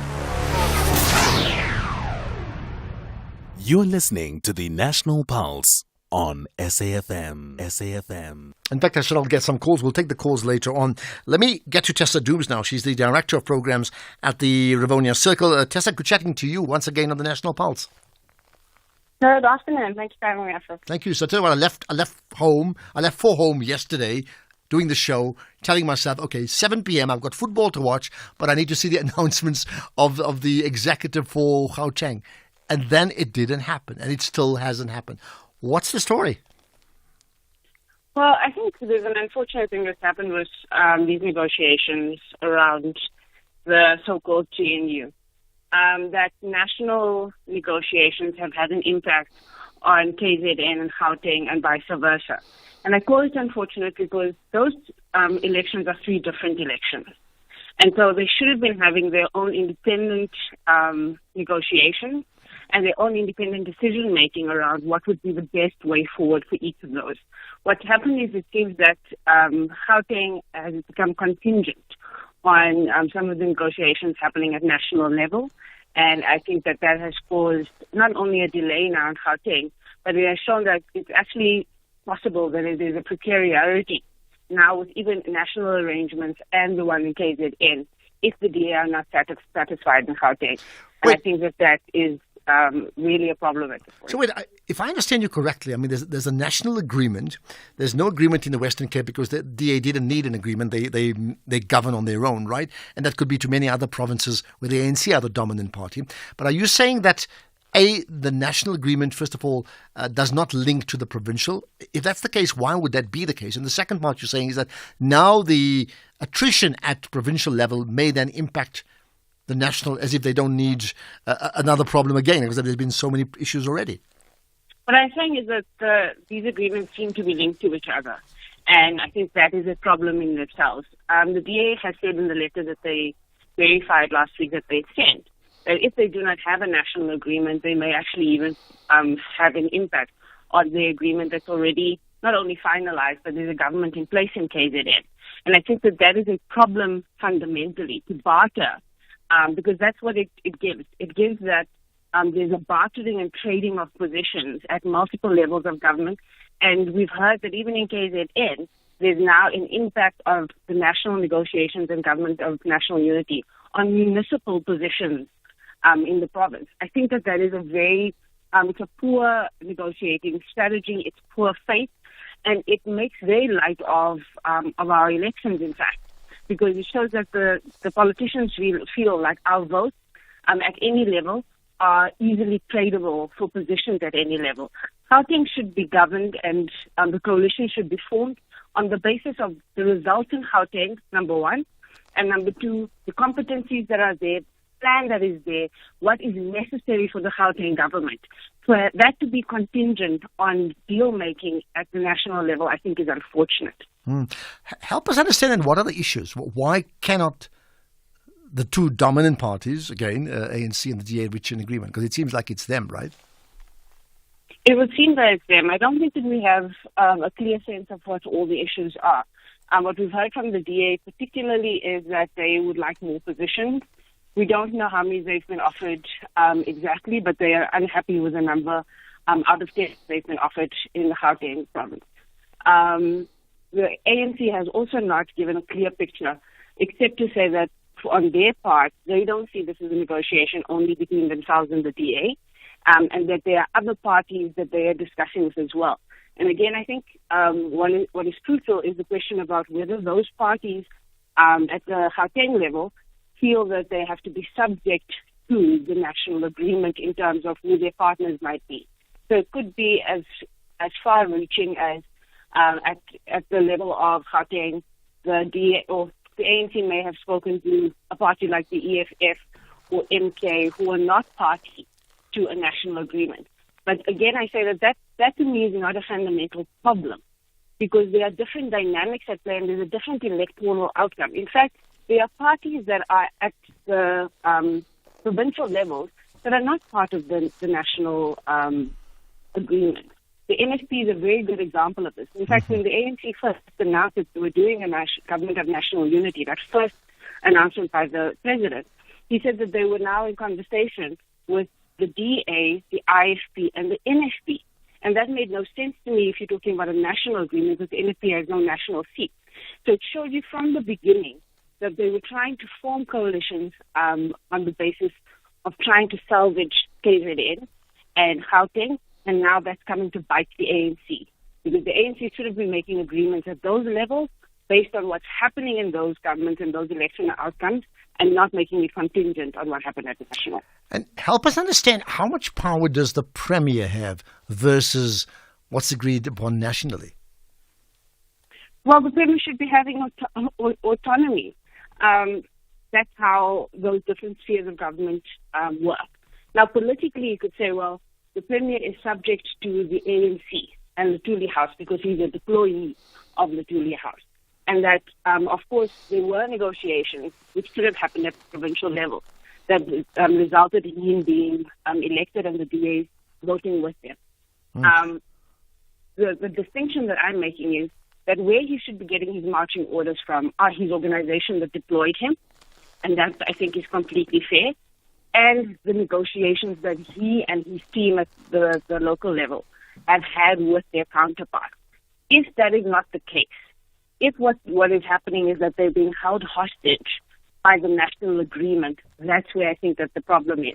So you should have autonomy, you should have the ability to consult, and although he must, of course, pay attention to what the ANC is saying, and I think the ANC negotiating team spoke very much about having a framework that they're working on. That framework did not say that if the DA does not get what it wants at provincial level, that will then impact on, or we are being held hostage to a destabilization at national level or in KZN. Okay. I just think that there's a lack of depth and there's a lack of political maturity when it comes to these negotiations, if it's an all or nothing for the DA. Okay, just lastly, we're on to news, so maybe just in one line. Seriously, do you actually see a no deal between the ANC and the DA in Gauteng? Well, I mean, it's highly unlikely because the one upside of these deals being attached, it would mean that the DA would have to lose everything if it's going to go in an all or nothing direction. So I do think that they're going to try and find each other. I just think it's regrettable that it's taking this long because people are acting in bad faith. Absolutely. That's where we can leave it. Tessa Dooms, and yeah, I'm sure with this further developments, we will absolutely report on that. Tessa Dooms is the Director of Programs at the Rivonia Circle. Thanks for being with us on the National Pulse. Let's get the news headlines now with Ondela Imbana. Thank you, Ashraf. Headlines at 4:30 on SAFM. I am Ondela Imbana and a very good afternoon. Public sector unions affiliated to Trade Federation SAFTU have embarked on consultations with their members ahead of the start of formal wage talks in the sector. They are calling for good faith negotiations in the public sector from ministers in the new government of national unity. The chief whip of the ANC in Parliament, Dumiseni Nduli, has withdrawn several motions, including the nomination of MPs to serve on the Judicial Service Commission. And the Hungarian Prime Minister Viktor Orban has called for a quick ceasefire in Ukraine in order to speed up peace talks. A full update follows at the top of the hour with Modubi Makhalimele. SAFM. Guiding you through the rush hour traffic. Very heavy backlogs today up to Pietermaritzburg, leaving Durban. It's a truck crash and lost load incident at Market Road. The traffic is all the way back through to Umlas Road. There is a breakdown in that mix around Linfield Park as well. So it's an extreme delay. Umlas Road right through to Market Road before you're out of that. The idea would be to travel later. If you're thinking about taking the alternative R103, forget about that. That is absolutely solid from Linfield Park through Ashburton, through Polly Shorts and into Pietermaritzburg as well. Your two big options home to Pietermaritzburg are really taking some strain. Staying in KZN, there's roadworks on the N2 just past the Mansam-Toti, so heading down towards the south coast. That's quite a heavy backlog to work through. And here's something unusual. Local residents protesting on Barry Herzog at Judith in the Parkview area, so that's quite a backlog of traffic if you're coming up from the sort of Empire Road area up past Mill Park. That section of Barry Herzog is standing for quite some distance, very heavy. And Cape Town today, big traffic into Mitchell's Plain. It's the M7, looks like something around Samora Michelle. M7 into Mitchell's Plain, heavy queues from as far back as Govan and Becky Bridge. Rob Byrne, SAFM Traffic. This is SAFM Sport with Zai Khan. Welcome. Right, Zai, what's the, you spoke soccer earlier, I know that. The COSAFA Cup, what's up now? It's still live action. It's Bafana, Ashraf. It's a Group A clash. And guess what? Bafana is leading Eswatini 1-0. Tabang Sibonyoni put South Africa in the lead just 2 minutes from kickoff, heading home from that corner. And coach Helman Mkalele made 2 changes from the previous match against Botswana, bringing in Jaden Rhodes and Ashley Cupido. South Africa has dominated the first half, showing strong control, creating several scoring opportunities, while Eswatini is struggling to pose any significant threats. So stay tuned to the National Pulse. We'll update you to see if Bafana can maintain their lead and secure that all-important victory. Now, we also have Netball South Africa President Cecilia Molekwane has underscored the pressing issue of the lack of government support, especially when it comes to sporting federations, and emphasizing that the current funding model not adequately addressing the country's challenges. Now, most countries in the continent, they rely on government for sports funding, and it's a similar story for some leading sports countries under the Commonwealth, like the UK, Australia, New Zealand and others. Molekwane is also president of Netball Africa, says the SA government is not doing enough to support sport in the country. I can tell you, I've been in the world. I've been in Africa. I'll take South Africa and Australia, New Zealand and England. What government gives us, it's nothing compared to what those countries are giving their own, sporting. They focus mainly on the sporting codes that they know they'll bring them medals, especially when it comes to Commonwealth and Olympics. So I know Netball Australia is getting a lot of money, a lot of funding from government. I know Netball New Zealand the same, Netball England the same. Let's go to South Africa's accomplished marathon runner, Stephen Makoka, emphasizing the importance of young athletes prioritizing their studies. He advises them to secure a solid educational foundation, which can be a fallback when their athletics career comes to an end. Makoka, a veteran of 3 Olympic Games, shared with SABC Sport how his mother encouraged him to finish his sports management degree at the Tshwane University of Technology before committing fully to running.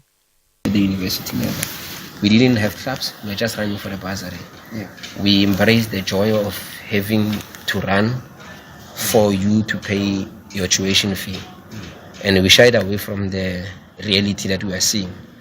And once we finished, graduated, we decided that, you know what, now it's time for us to give athletics an opportunity. So I can say I'm grateful for my mom for that, that push to say, just go to school first. And then when I was done, she's like, you can do whatever you want to do. You can try this thing of athletics.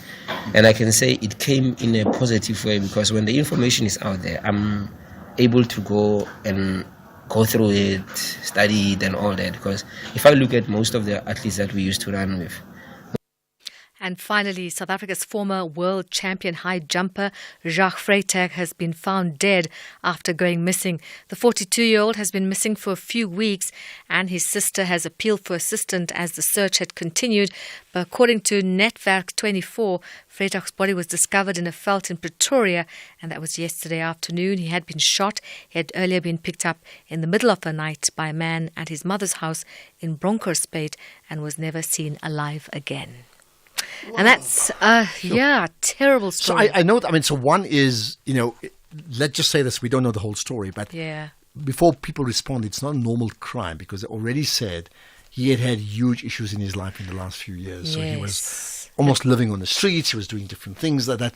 This guy who's excelled at the highest stage in the world, something happened, which then, really commiserations for that. And then you have to wonder, because there are many sports men and women like that, where they get out of the limelight, their income stops, and then what happens next? Because he should not ever be in this position, right? Right. Yeah. There should be a fund set up. What did he get at Olympics? Did he get a gold or a silver? Yeah, he got a gold. I remember him. Obviously he's a long, high jumper, so tall guy. I know. Sure. You know what? I think it underscores the Stephen Makoka story, where athletes should have something to fall back on. Like an absolute must. Yeah, you're right. That soundbite about go and study first and then you can play is absolutely spot on. All right, more sport in an hour. Yep, thank you. Perfect.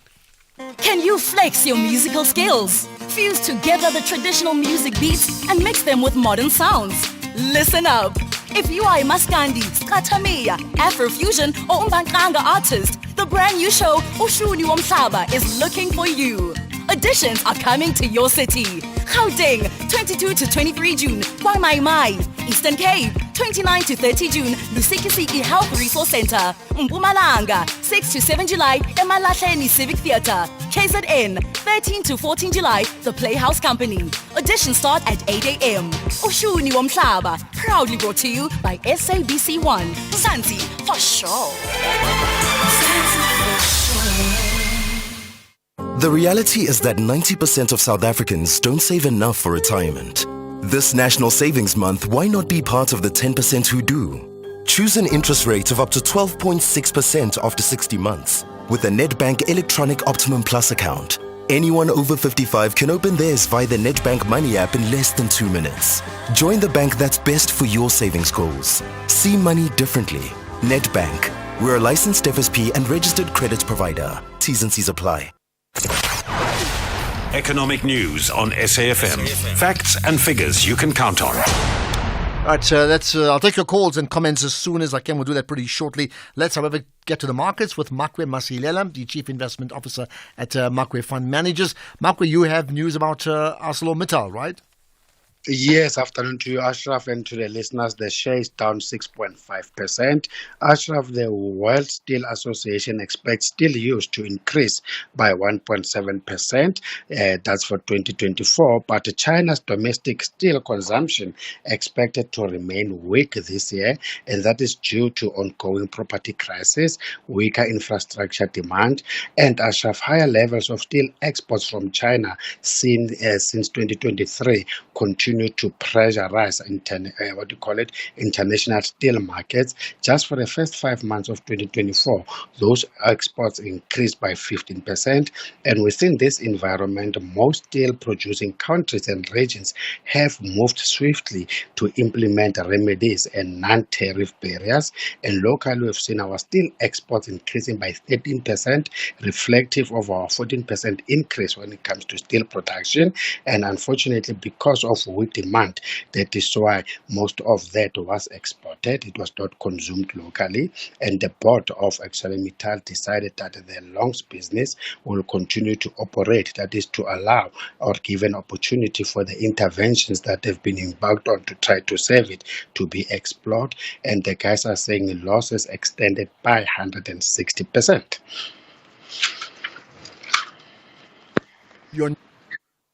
That right? Okay. Local and global market updates?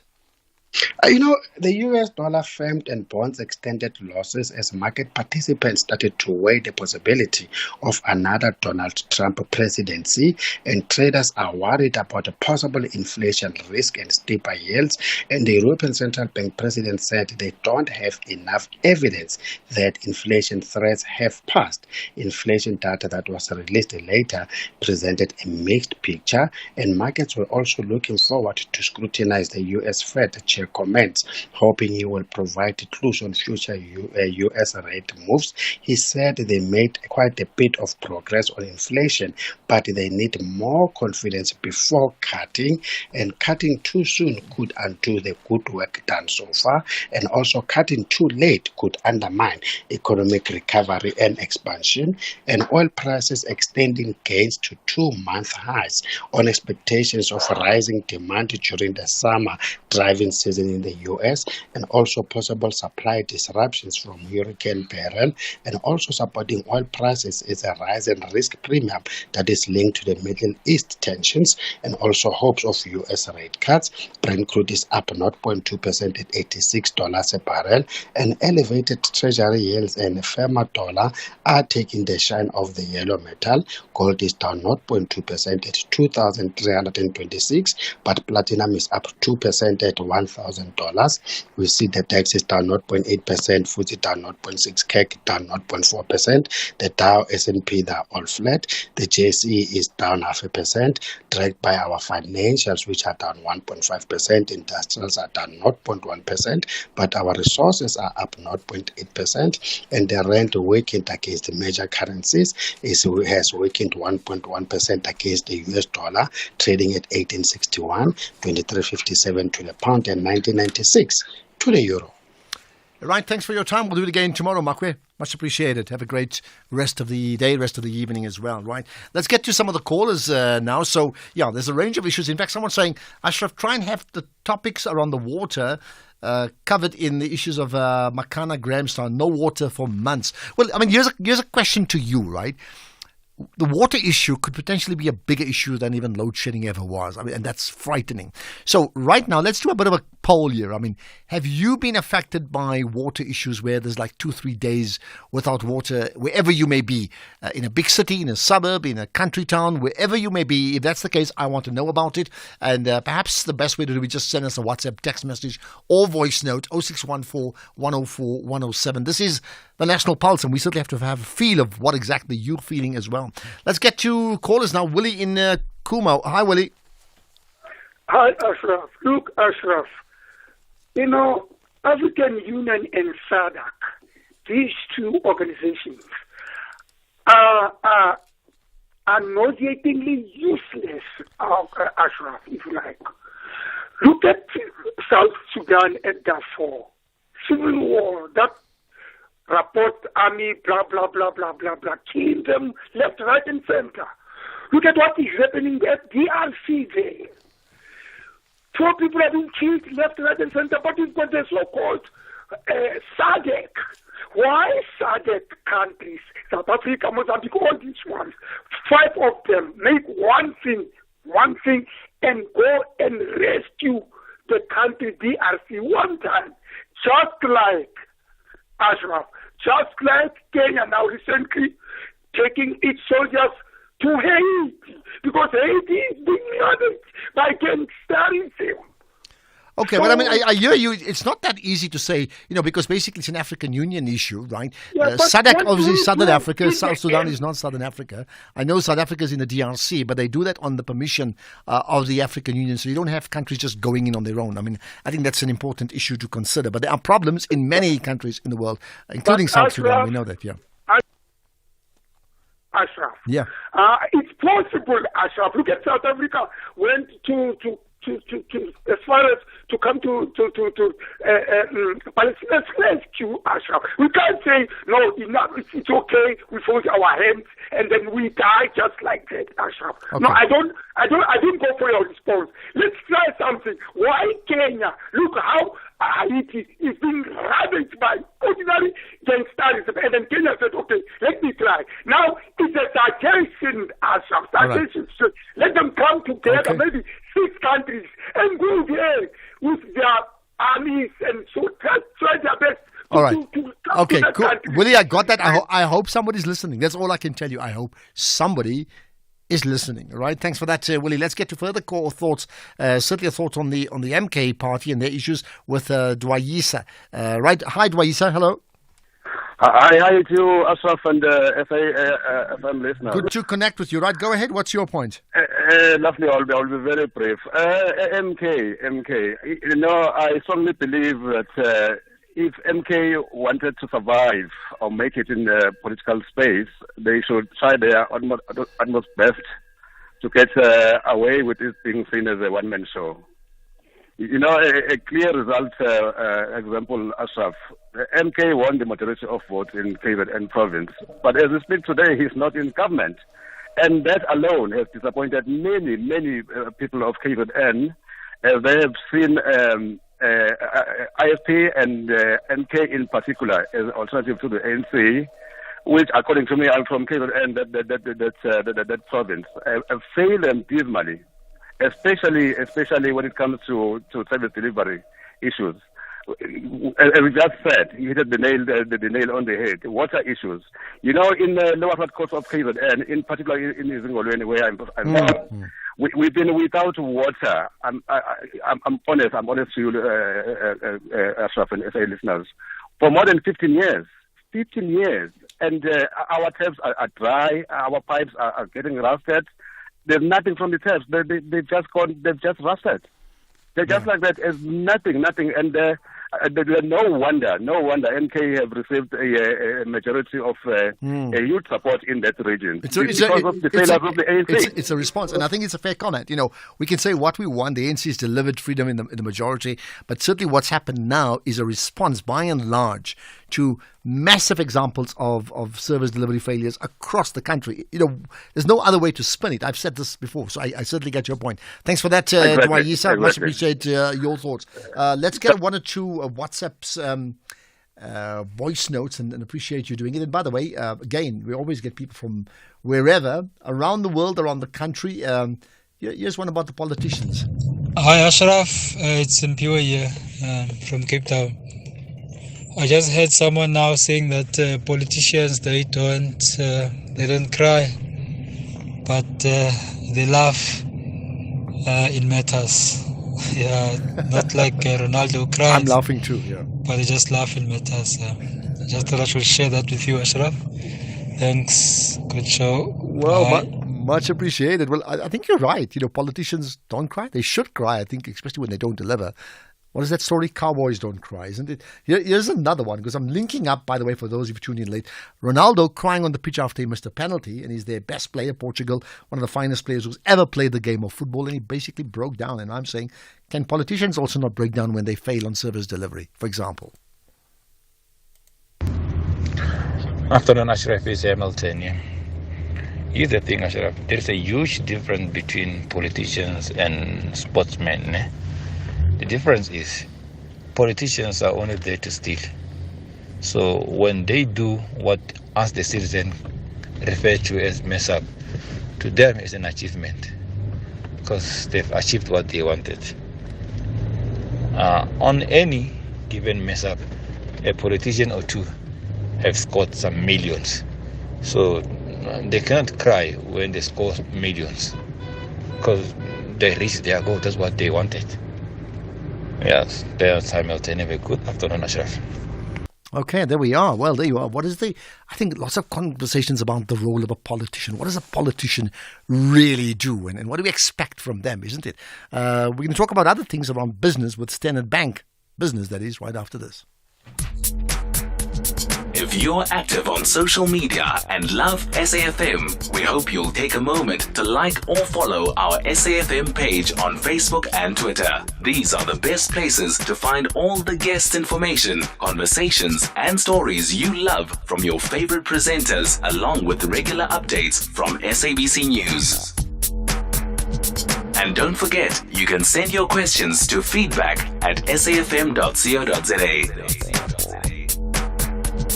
SAFM, leading the conversation. X at SAFM Radio and at Ashraf Garda. Right, we'll have further conversations, by the way, around the issue of the Government of National Unity as it impacts nationally, but also in terms of Gauteng province, smallest province, the most populous and certainly the most significant in terms of economic clout, and they still have not been able to get together in terms of forming a government, and that is a huge problem, as we know, right? So, and I'll also take calls on the water issues, particularly if you have any thoughts in terms of water and water tankers. And honestly, how many days can you go without? How many days have you been without water, wherever you are in the country? I certainly think we need to know that, right? Okay, let's talk about other issues now. And this is important too, around understanding the issues of Standard Bank and why South African entrepreneurs, and that's a completely important buzzword, entrepreneurs are increasingly considering intra-African trade opportunities. This is they join us, the Standard Bank, to discuss the upcoming Business and Commercial Banking Conference, which will be held under the theme of Africa Unlocked, Unlocking Africa's Growth. So Simone Cooper is the Executive Head for Standard Bank Business and Commercial Banking South Africa. Simone, appreciate your time. Hi. Hi, Ashraf. Great to be here. Thank you. Thank you. So first things first, there's a conference coming up. So where, when, and what's it all about? So the conference is taking place next week in Cape Town. And as you mentioned, the theme is Africa Unlocked, which is all about unlocking Africa's growth.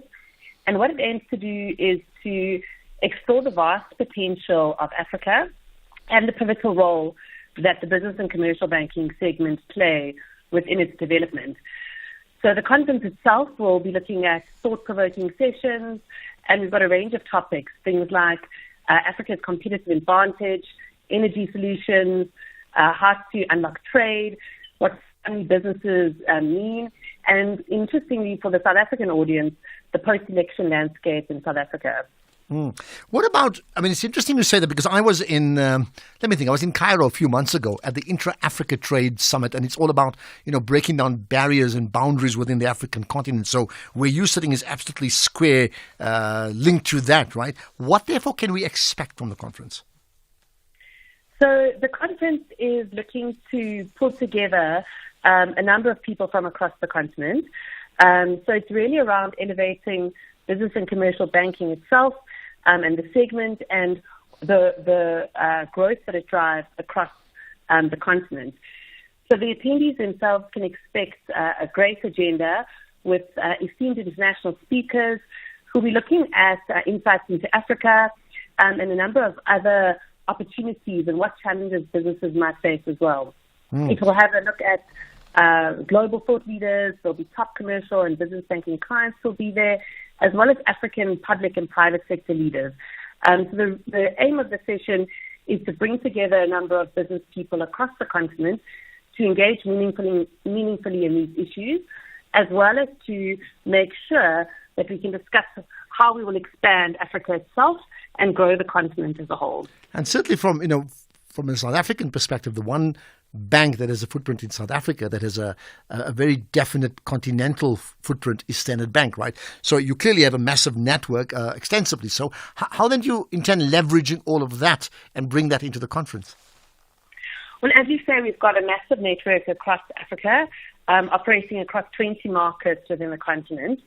And the idea that we have is really to see how we use that position to enable our clients to be able to facilitate cross-border transactions across the continent, to ensure that we can expose them to local knowledge, or people who've got the local knowledge, to help them to set up businesses in various different markets that we operate in. And we offer a number of financial products to enable them to do this, as well as local business leaders and people who have local knowledge to be able to support them to do so. So it's our aim to try and connect all of the entrepreneurs across the continent and enable this trade across the continent itself. Now, often, you'd get a bank like Standard Bank that may support a conference with, naming rights, for example. I understand that you're actually hosting the entire conference, right? Which is like a complete embracing of the event. Why is that important to Standard Bank to be so much a part of it? So we really believe in Africa. Africa is our home and we drive her growth. And key to that is the business and commercial banking segment. So it's really important for us to ensure that we bring together leaders across the continent, to bring together businesses across the continent, to show that we want to unlock the potential and to support this segment of the market going forward. We believe that it's this segment of the economy that is going to drive the growth in the various different economies across the continent. And for us then, it's important to continue to invest in this segment and to really make sure that we play a meaningful role across the continent. The way we do business is changing. The way we do banking is certainly changing as well. I think it's pretty obvious, right? In terms of that evolving, where's the connection between Standard Bank's interests and evolving commercially in terms of the key African markets, let's say, of the next 10 years, maybe more? So in terms of the key markets that we see evolving, there's some really interesting markets, but some of the ones that we see with particularly high growth would be the likes of Kenya, and Nigeria and Ghana. So East Africa, where Kenya, so the hub of that area, has got fantastic growth. There's a lot of free movement of people, of trade within the area, really driving the East African economies and the economy of Kenya. Nigeria itself is a great opportunity for a lot of businesses. It's got a huge population, a really diverse economy, and there's a lot of opportunities in agriculture, in fintech, and in manufacturing. And then somewhere like Ghana is a politically stable economy. It's got business-friendly policies, and it's really becoming a regional trade hub. So really interesting markets across the continent which are growing. And talking about financial institutions, and business, this connection between business and financial institutions, your thoughts in terms of what more can be done in terms of, not just key attributes, but unique selling points that institutions can support business and business can leverage off institutions, and they somehow don't really realize the power that they have if they collaborate. So financial institutions themselves should really be looking to offer their clients and offer businesses and commercial entities deep local market knowledge.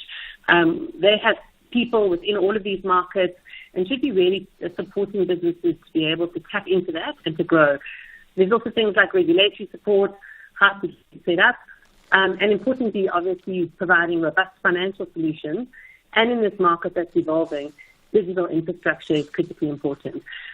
So within our presence across the 20 countries that we operate, we have that ability to provide the local insights, trade finance, various different financing solutions, as well as seamless digital platforms. And that's really important for businesses that are looking to grow. Okay, just last thing, in terms of context, I take it it's open to all the people listening in, right? So if they wish to attend, give me a contact number or a link for them to do just that. So the attendees, it's obviously restricted to people that have been already invited. Okay. So it's business and commercial banking clients across the continent will be attending. So a number of people who have already been invited and confirmed. So looking forward to hosting all of those businesses. Yeah. Okay. Well, there we are. So not everybody's invited, but those that are clearly are in a position to make some significant differences to not just South Africa's economy, but the economy of our country. And I think that, for me, would put us squarely on side with each other. Much appreciate your time, Simone. Thanks for your time. And Thank you very much. And best wishes for the event coming up in Cape Town next week. Simone Cooper, Executive Head for Standard Bank Business and Commercial Banking South Africa. It means time now just for the news. And Madupi is heading the news desk from 5 o'clock. Here he is.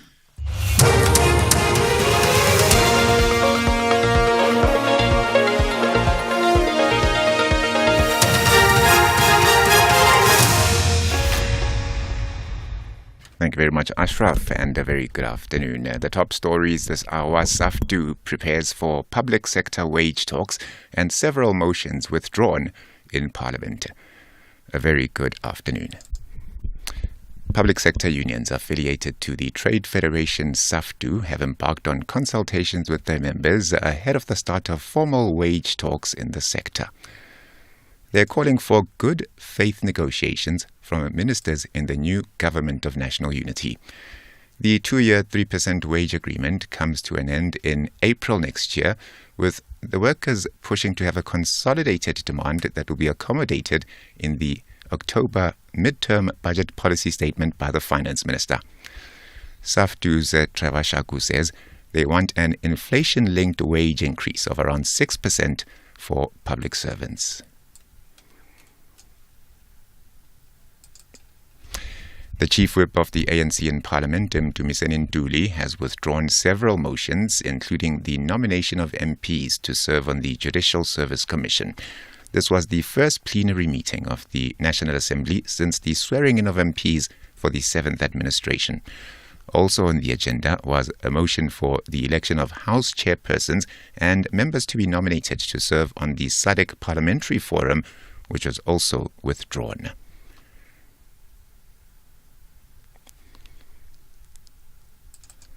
The NPA in the Western Cape is opposing bail in the case of 2 men charged in connection with the fatal mass shooting in Khayelitsha. The state says their release will pose a danger to witnesses and to the community. 3 children and a 30-year-old man were killed in the incident last month. Several others were wounded. Lawyers for the accused argue that their clients were in different areas at the time of the murders. They briefly appeared in court today, and their bail application was postponed to next week. Joburg's power utility, City Power, says technicians are working around the clock to repair the broken transformer in Alexandra Women's Hostel in the north of Joburg. Residents say they've been without power there for almost 2 weeks now, following the breakdown of the transformer. They attribute the breakdown to overloading caused by illegal connections. And the Hungarian Prime Minister Viktor Orban has called for a quick ceasefire in Ukraine in order to speed up the peace talks. He was speaking in the Ukrainian capital Kiev, which he is visiting for the first time since Russia invaded the country. Orban is being seen as being close to the Russian President Vladimir Putin. Recapping the top story at 5 o'clock, public sector unions affiliated to Trade Unions Federation SAFTU have embarked on consultations with their members ahead of the start of formal wage talks in the sector. For SAFM News, Kimudupi Makhaleme. A very good evening to you. Welcome to your sports on the National Pulse. Bafana have secured a spot in the COSAFA Cup semi-finals with a 1-0 victory over Eswatini. And in tennis, in a stunning upset at Wimbledon, Marketa Vondrousova exits in the first round, making history as the first defending women's champion to do so since 1994. All this and more at around 5:30. SAFM, guiding you through the rush hour traffic. It stays heavily backed up on Joburg's Barry Herzog around Judith Road today. This is in the Parkview area, so between Linden, Victory Park and Mill Park, some very heavy traffic. That's a water protest. Local residents protesting over lack of water supply that way, so you might want to just bypass Barry Herzog. It is quite heavy. Major delays on the R21 North away from the airport up towards the roadwork zone. You've got to get through to Bobsfontein Road before you're out of that queue. That's pretty heavily backed today. Southbound at Clayville, quite slow as well.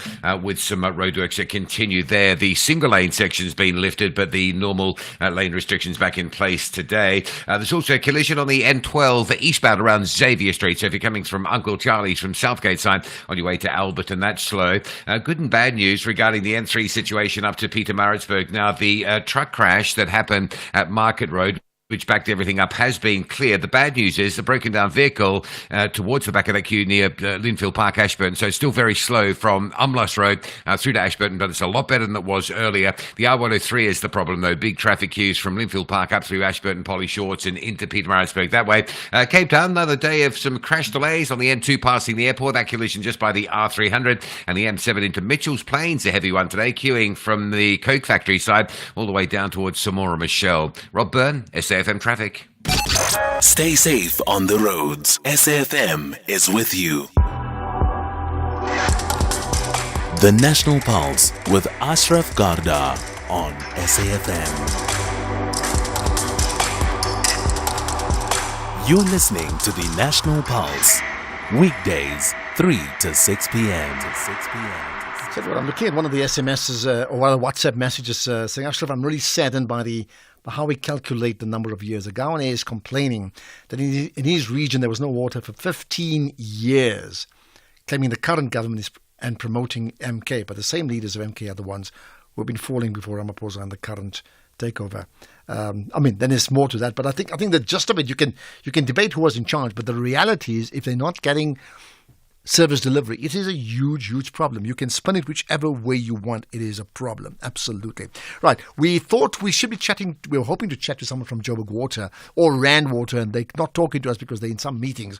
And that's because what we understand, at least, I'm guessing numbers, 30-40% of Joburg suburbs all without water. That's notwithstanding the fact that in many other parts of the country, there are others without water for months on end. It's just the most ridiculous scenario. And in which world, honestly, can we accept it? How can I be light about it? Like, in which world can this be normal for a country that has the money to host what? The 2010 World Cup, the Rugby World Cups, the Cricket World Cups, and every other event that comes to our shores. We've somehow got the money to do that, and we can't deliver the most basic needs to the citizens of our country, to our people, okay? Think about that. Let's talk about the Government of National Unity again in terms of some of the biggest issues. Maybe it's a very necessary segue with Professor William Gumede, who wrote an opinion piece, and he suggested that South Africa's Government of National Unity should consider creating the position of a Prime Minister. And why would that be? Goodness, man. William's going to confuse all of us. William, good chatting to you. Hi. Good afternoon to listeners. Thank you for having me. Yeah, I have to tell you, we last met the voting queue in Greenside on election day and haven't seen you since. So there you are. Right? Yes, yeah. Let me explain myself. Now, I think there is a case to be made for the position of Prime Minister. And Prime Minister would then be the head of government business, would be the person in charge of managing cabinets, holding people accountable and so on. Now, currently in our system, we don't have that. We have a deputy president, but a deputy president in our political system does not have the executive power. For example, let's say President Ramaphosa is out of the country, he leaves it to the current deputy president, Paul Masatile. I mean, he doesn't have, there's no executive power link to that job. Now, in the past, the way the ANC overcame this gap was that because the deputy president in the past was in a government that dominated by the ANC, the deputy presidents of the past used their authority within the ANC to get their views across. Now, lots of deputy presidents, ANC deputy presidents, have struggled to do that. I mean, the last person who actually managed as a deputy president to almost function as a prime minister was actually Thabo Mbeki, but he was given the permission by Mandela to do that, to kind of to manage government business. It's interesting. I mean, for us to do that, I mean, to take it seriously, I mean, you're right. I think, in my experience, the role of deputy president, besides that person being groomed as the president, has largely been anonymous, isn't it? So it's almost like, don't make a mess up because you're going to get in. But in that period, they've done very little. So you're suggesting, I mean, if you talk about a prime minister, I mean, would that require constitutional change, or is that simply an appointment at the whims of the president? It would require a constitutional change. It would, and so on. So it would mean that, the partners in the government of national unity will have to come together and make such a decision, and they will have to lobby also some of the other opposition parties outside in order to get a quorum to get this thing true. But again, I mean, you know why I'm making that argument? Because if there is a prime minister position that runs the cabinet, and there are many examples of those, Mauritius, Cape Verde, on the African continent, in France, and so on. I mean, a couple of countries have that. So what it does it allows the president to be above party politics and above petty politics, and the president would then appoint the prime minister, and the prime minister could either be a member of parliament or a non-member of parliament. That the National Assembly could also hold accountable. I mean, our problem right now in our country, I mean, we've got it's the most diverse society in the world. Mm-hmm. We've got certainly the most diverse political parties, and sadly, some of our parties are still based on the past. Like the battle lines of the past, ethnic, provincial, rural, and more recently, more ethnic-based parties essentially have sprung up. Now, if we have a president that is sort of above everyone, above their own party, then the president can play an inclusive role. Not only executing, and then having somebody, a prime minister actually doing the sort of day-to-day, the meetings, those sort of stuff that really takes a lot of time, the managing of things. But a president can play a much a bigger role, holding the country together, giving direction for the country. Okay, but I mean, how much of it is just a nice hypothetical wish list versus the reality? Mm-hmm. I mean, it's not going to happen now, is it? Well, I know it may seem like a wish list, but there was actually a proposal in the early 90s, and it was only shot down by Thabo Mbeki. It was actually proposed by Mandela, and it was shot down at the time, and it was really for personal reasons, because Thabo Mbeki wanted to become the president, and he did not want Cyril Ramaphosa to have a prime minister job. I mean, it came down to something as personal as that. So now, obviously, that's very sad that big decisions for a country in the long term of a country are made, on a personal basis. But that was the case at the time. So I don't think it is necessarily wishful thinking and so on. But it is something I think that the GNU partners must actually look at seriously, because this will be for the future. Because we have to think of our country not just in the present, not just in this moment, but in the long term. And this Parliament will have to relook at our electoral system, the way a cabinet works, the way government works. I mean, that's part of the mandate of this Parliament. So they may as well look at that also. Well, it's a good point. Therefore, what has been your assessment of what has unfolded in the last few weeks? And I'm talking about the moves to get the government of national unity, yes, no, and finally we have something. I mean, I know it's, for many people might think it's taken a long time to put it together, but it actually hasn't. I mean, if one compared to other efforts in other countries that are more used to putting together national coalitions, Germany, Belgium, France, and so on. Often, it could take up to 6 months to put a government together, if it means sophisticated negotiations and so on. And this is the first time that we have a coalition or a government of national unity at this kind of sophistication at a national level. So yes, it took a while, but comparatively, it was actually quite quick compared to other countries with much more experience. And I mean, and the model of a government of national unity. I mean, a lot of people ask me, look, what is the difference between a government of national unity and just a normal coalition? There's a really big difference.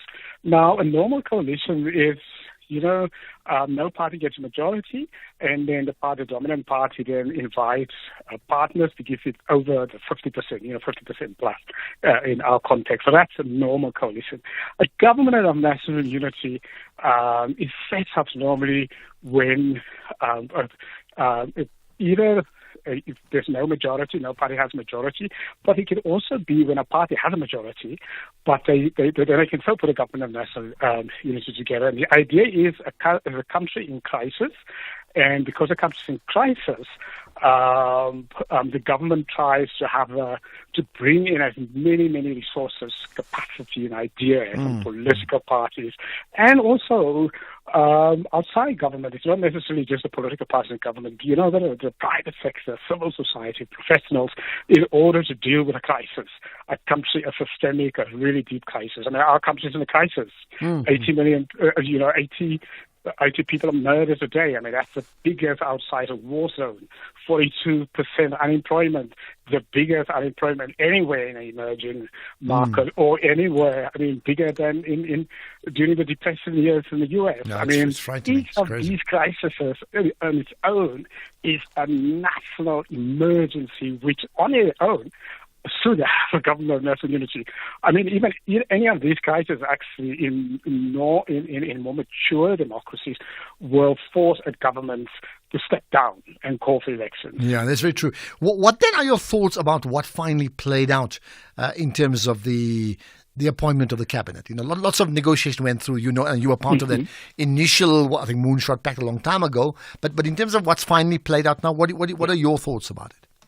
Yeah, my thoughts in terms of, there's about 11 parties in the GNU, and I know some of the smaller parties expected to have positions. Now, but that's not necessary. The government of national unity, although it's an inclusive model of government, you can't have too many different parties in executive positions. Also, because so you try to get a core group, and I think that is what has happened. There's sort of a core group of parties have executive positions, and then there's a sort of an outsider group. Now, the outsider group would, there would be positions in Parliament, for example, the heads of committees in Parliament, and then, and if there's a party still left out, they would get things like would be leading in official inquiries and so on. But even the parties that didn't get executive position, they will be part of the executive, part of decision making. Do you think what has been agreed upon is a good deal for all concerned, considering you never get a perfect deal anyway? Absolutely, one will never get a perfect. There's never a perfect deal. The other thing about also the GNU. For example, if the ANC would have, let's say we go back to elections, let's say the ANC got 50% plus, I think that would have been a worse situation for a country. Why would I say that? Because, there would have been then no urgency for the ANC to bring in new ideas and new capacity, new resources.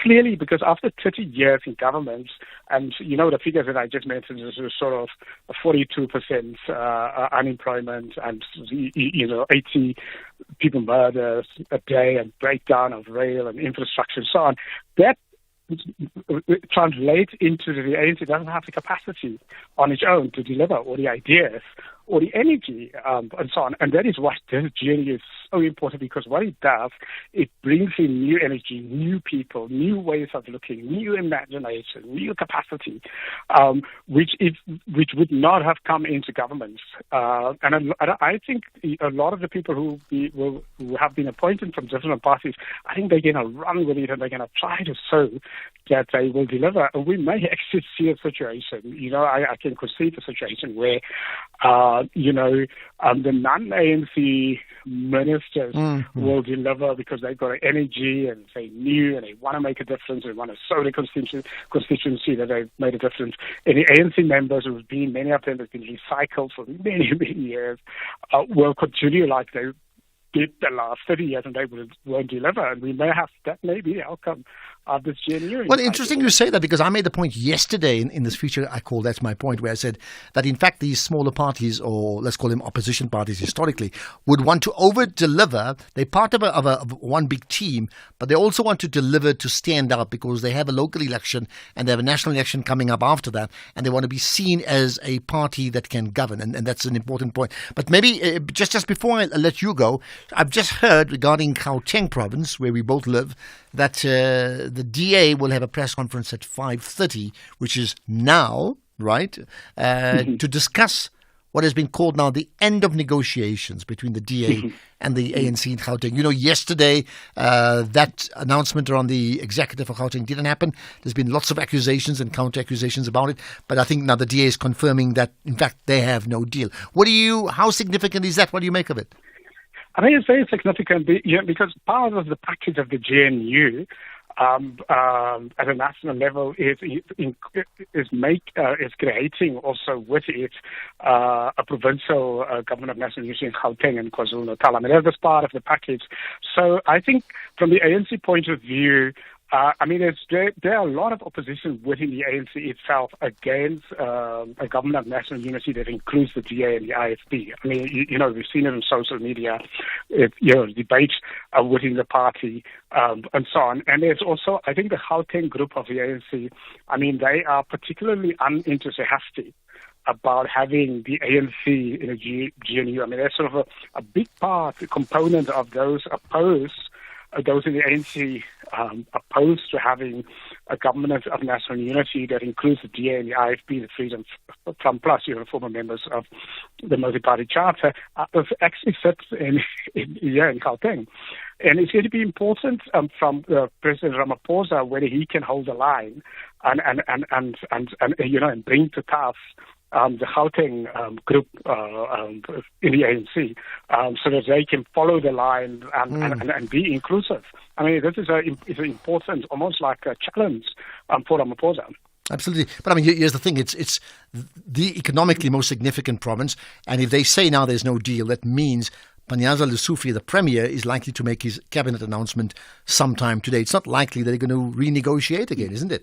So that means there will be DA people outside of the Gauteng executive, or not. Yeah. I think what will happen now, it is if Lesufi goes ahead, I think with making appointments excluding the DA and so on, I suspect he may then be challenged by the president, because it really does undermine the national deal. Obviously, the national deal is already done, dusted as a cabinet, but essentially what he would do is, he would be the, let's call it, frontal, face-to-face public defiance of the president. ANC's national decision to include the DA in the IFP, as part of the packages in the sort of provincial government of unities also. Okay, all, and the issues remain, and they baffle us, and we'll see what happens tonight. Thanks for your time, William Gumede. Much appreciate your inputs over a range of issues around the Prime Minister, the government of national unity, the DA, Gauteng, and so much more. Thanks for your time there, William Gumede. Right. Let's, in fact, so we have the press conference coming up at 5:30. We know that Monday. Well, let's see if we can talk about that too. What do you make of the fact that the DA is effectively saying there's no deal? Now, you think about that. We'll talk about synthetic identity theft next up. Ashraf Garda on the National Pulse. Right, so let's talk about synthetic identity theft. And you may wonder, what does that really mean? Well, criminals are creating identities by blending real personal details with fabricated information, a trend that has been further exacerbated by technological advancement and the surge in data breaches. Well, that's according to the head of the business integrity at a leading insurer, who noted that the insurer had flagged an alarming rise in sophisticated identity theft. I think all of us have had social media accounts already where, you have somebody else who doesn't look like you, who's you. It's huge cause for concern, but this is even something more major. Paul Schull is with me, the managing executive at Schull Consulting. Paul, good chatting to you. You're live on the National Pulse. Hi, thanks for having me. And I see the DA is having an announcement at 5:30, so I'll be as brief as possible. The reality of the situation is that synthetic identity theft is really just a continuation of a problem that we can't entirely solve. The problem of identity theft, the problem of people being dishonest for nefarious purposes is always with us. But it is a problem that needs to be managed and reduced and addressed as best as possible. And so, this report, which has come from a major insurer and which I think is in the media at the moment, is yet another opportunity for us to sort of look at the field, look at what is happening, and ask ourselves, what can ordinary people do to better protect themselves, or at least to be aware of the problem, but also what should have been done and has not yet been done, and that isn't too late to do, and what do we do in order to manage the situation moving forward. And by situation, I mean the broader problem that there are always going to be bad actors in play. And so, from that perspective, the single, clearest development that is sort of different today than say 20 years ago with regards to this sort of identity theft is this synthetic element, this idea of the fraudsters are not just giving out a completely fabricated identity or completely impersonating a particular individual. So, older forms of identity theft is purporting to be a particular individual with very limited knowledge of who that individual is and not adding any additional information to it. With synthetic identity theft, there's this additional element of taking truthful, knowable information about an identity and adding information on top of it. And this gives rise to two major problems. The first one is that it makes combating the identity theft that much more difficult because the profile that is being used is more less detectable and that sort of thing. But the second problem that it paradoxically introduces is that it makes it more difficult for the authentic person, the actual human being or the actual organization that is, his identity is at issue, can actually be locked out of their own identity. So imagine a situation where you contact your bank, they want to run a set of security checks, they ask you if you own property in X, Y, and Z, and you've never heard of that property, so of course you answer no. Meanwhile, now fortunately, and I think that becomes part of the steps that need to be taken. Fortunately, that particular example isn't happening yet, because, the banks and the like, for asking you whether you own immovable property at a particular place are at least working off something like a deeds registry type record. Okay. I think listening to you, what about the public? I mean, just finally, people listening to us, and there's a lot of jargon that they may not be very clear about, but ultimately, the one question they would all be asking, okay, how does this affect me and how do I avoid this? So how it affects you is the same as all previous, instances of identity theft. The opening, particularly with regards, I think, and the reason why the insurers are very concerned is it's particularly with regards to your identity being used to fictitiously, gain credit or do some form of illegal activity. And I think the most important thing that consumers need to be doing with regards to protecting their identity for that sort of purpose is to keep a very clear understanding of what credit you have with which institutions and to properly document it and the like, and to respond to anything that can come up as and when it's necessary. So one of the things that's the same as the previous problem of these fabricated debit orders, you have to keep an eye on your bank account. You have to keep an eye on these sorts of things. Okay. There are various, services that are trying. It's just off the top of my head, but an organisation like ClearScore, that are actively trying to give people information about their own credit.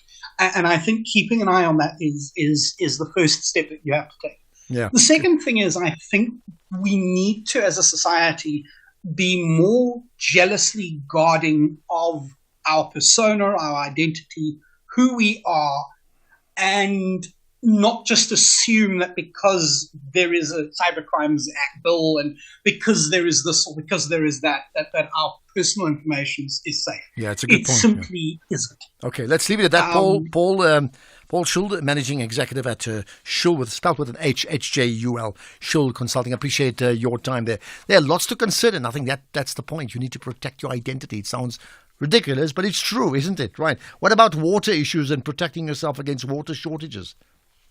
Good afternoon to you, Ashraf. It's Scully. And to Lebo, Kanya, and Letshego, if they're there. Ashraf, water is life. South Africa is a water-scarce country. We in the northern of KZN have water shortage every day. Shut off for a good few hours, just comes on a few hours and then it's off again on a daily basis. Have a good afternoon. Thank you, and I hope you have your water, because here's another one before we get to news. Hi, Ashraf. Yeah, we go. I'm in Polokwane, and we do go something like 4 days until the toilets are blocked without water. So it's really a very serious crisis. I don't know where we're going as a country, but yeah, it's quite concerning. Okay, there you are. I think this water issue around the nation, that's why if your community has a water problem, we spoke about Emmarentia, Melville, Greenside, Blair Gowrie, Bryanston, I think it is in Johannesburg today, but I think it's ditto, Robert Sham, ditto around the country. If your community has a water problem, let us know about it. I think we absolutely must highlight it. We cannot ignore it. Think about that. Let's get the news headlines now. It's 5:30 with Madubi. Very much, Ashraf, and a very good afternoon. In your headlines this hour, the DA in Gauteng is set to brief the media about the impasse with the ANC over the formation of a government of provincial unity. Public sector unions affiliated to Trade Federation SAFTU have embarked on consultations with their members ahead of the start of formal wage talks in the sector. And the UN says 250,000 people in southern Gaza have been affected by evacuation orders from the Israeli military. Details of these and other stories coming up at 6. SAFM, guiding you through the rush hour traffic. Well, staying with the theme of the water crisis and water protest, Barry Herzog had a big blockage today at Judith Road. It seems to be that traffic has been released through that, so perhaps the residents have just reopened that section of Barry Herzog. Traffic is moving for about the first time in the last few hours. The N3 going north up to Buccleuch is quite heavily backed up today. There's just a problem getting off the N3 and the N1 as you turn onto the N1 north for a trip up through Midrand, and you'll sit in traffic once you get into that N1 Midrand right through to Samran. That heaviness to Samran is almost the new sort of daily backlog. We see it on a sort of an increasing and more often basis, if you like. There is a crash on the N3 north at Galulis to watch for as well if you're coming through from the Bedford View area. The run from Durban through to Pietermaritzburg still being held up now by the stationary truck between Linfield Park and Ashburton, so it's quite a big queue from Umlas Road on your way to PMB. Once you get past that truck, the earlier truck crash at Market Road's all clear. The R103 still taking a battering with really big traffic from Ashburton, Polly Shorts and going into Pietermaritzburg that side today. And then Cape Town, if you're around Century City, Summer Greens, it's a bit of a mess. There's a crash on Bosmansdam Road at the N7. So Bosmansdam from Summer Green, Sandrifts heavy, Century City Drive coming out, and Montague Drive as well, down to Bosmansdam. It's all very heavily snarled up. Also having an impact on the N7 North, wanting to off-ramp into that traffic return into Edgemead. Rob Byrne, SAFM Traffic. This is SAFM Sport with Zai Khan. I'm clearing my throat, Zai. So you can tell me what happened to Bafana while I clear my throat. I think there could be some tears similar to Cristiano Ronaldo. No, man. Yes, man. Well, we did beat Eswatini at the Nelson Mandela Bay Stadium. This is the 2024 COSAFA Cup action. But that means we, the hosts, have crashed out of the cup. We did have a goal by Thabang Sibanyone. That's the Mamelodi Sundowns striker. He scored an early goal with a powerful header. Then Bafana had multiple chances to extend their lead, but they couldn't capitalize. Eswatini also missing some opportunity to equalize in the 26th minute. However, the Kingdom of Eswatini thwarting Bafana's threats in the final minutes. That means South Africa's second place finish in Group A, not enough to advance, ending their COSAFA Cup journey. Rugby now. Rassie Erasmus has named a powerful Springbok squad for the upcoming test against Ireland at Loftus Versfeld. The team features 20 Rugby World Cup winners, including captain Siya Kolisi, Willie Leroux and Cheslin Colby. Erasmus has made 8 changes from the side that defeated Wales, emphasising the depth and experience of the squad. Newcomers Gerard Steenkamp, Salman Murat and Sasha Feinberg Ngomezulu are also set to make an impact from the bench. Erasmus acknowledges Ireland's quality but believes his experienced lineup can rise to the challenge and secure that victory. Now, South Africa's accomplished marathon runner Stephen Mokoka emphasising the importance of young athletes prioritising their studies. Mokoka, a veteran of 3 Olympic Games, shared with SABC Sport how his mother encouraged him to finish his sports management degree at the Tshwane University of Technology before committing fully to running. Currently, the world record holder in the 15-kilometre ultra, Mokoka has also won the Cape Town Marathon on 3 occasions. He stresses the value of education, also acknowledging that most athletes have stopped running and have joined the workforce because of little or no income from the sport. If I look at most of the athletes that we used to run with, most of them, some of them, they even stopped because of the same thing that I said. You get a small retainer or you get a good retainer from a club. You can't always say it's small, but it's not enough. You know, some of them, they just decided to go work. But some of them, they have responsibilities and they neglect this thing of running. So I can say school is very important because it helps you in all aspects of running. I mean, for me to be able to read that this is Absa or this is Hollywood, I have to be able to have some knowledge of something.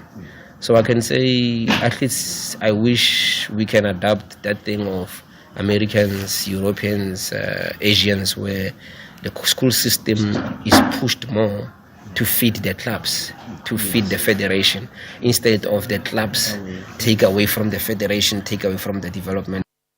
That's South Africa's accomplished marathon runner Stephen Mokoka on the National Pulse. And finally, tennis action. Marketa Vondrousova made an unexpected exit from Wimbledon, becoming the first defending women's champion since 1994 to lose in the first round. Jessica Buzas-Maniero defeated Vondrousova 6-4, 6-2, marking Buzas-Maniero's first Grand Slam match win. Vondrousova, who won the title last year as an unseeded player, struggled with her game and appeared to be affected by recent hip injury. In the meantime, Elena Rybakina overcame a slow start and some determined hitting from Romanian qualifier Elena Gabriela Rus to reach the second round at Wimbledon. Jessica Pegula followed Rybakina into the second round with a 6-2 6-love victory over fellow American Ashlyn Kruger. That wraps up your sport on the Nationals Pulse. Look out for Top Sport coming up at 7, and that's with Michael Abramson. I'm Zai Khan for SFM. Okay, so you'll, you're going to be back on air tomorrow morning. Back on air tomorrow morning. You better go and sleep now. Whoop, whoop. You've got a long day. What's that? Never mind. Well, there you are. Right, Zai, thank you. Economic news on SAFM. Facts and figures you can count on. Right, let's get to the economic matters as we always do with the Money Web Market update. And in the hot seat, as always, Jimmy Moya. Hi, Jimmy. Good afternoon, Ashraf. How are you? I'm good. I'm going to keep my eye on the DA press conference, as you can understand, okay? Because they're saying no deal. Yeah, something like that. Politics is always important. Apparently, that's what drives a lot of the sentiment and everything that we see. But for our show today, we're going to be looking at a couple of other things. We're going to be looking at some developments in the trade space. We know that we've got a new Minister of Trade and Industry. And along with that, we also, prior to this new minister being announced, last week on the 28th, there was something signed for the solar panels that are being imported into South Africa. There's a new tariff that's going to be imposed there, so new taxes for importers of solar panels. It's an effort to protect the local manufacturers more so than have foreign manufacturers import their goods here. I'm going to be speaking to the International Trade and Administration Commission around that. They deal with a lot of these sorts of tariffs and understanding the trade relationships between us and other countries. Then we've got a conversation with my broadband around the Amazon conversation. There's a new concern here for Amazon resellers that they are being there are unfair practices being imposed on them by Amazon in an effort to be competitive against the likes of Takealot, something to do with pricing and having to adjust their pricing if you're an Amazon reseller. So that's going to be interesting to look into for all those small businesses or those aspiring entrepreneurs that are trying to be Amazon resellers. There seems to be some issues there. And then we've got a special feature for our agri feature. Tuesdays we usually do agri or property, but today is agri. We're looking at rhino conservation. Now, from a game farming perspective and from an agricultural perspective, rhinos have been quite an endangered species for the longest time, and we've actually got a very innovative solution coming out of the University of the Witwatersrand.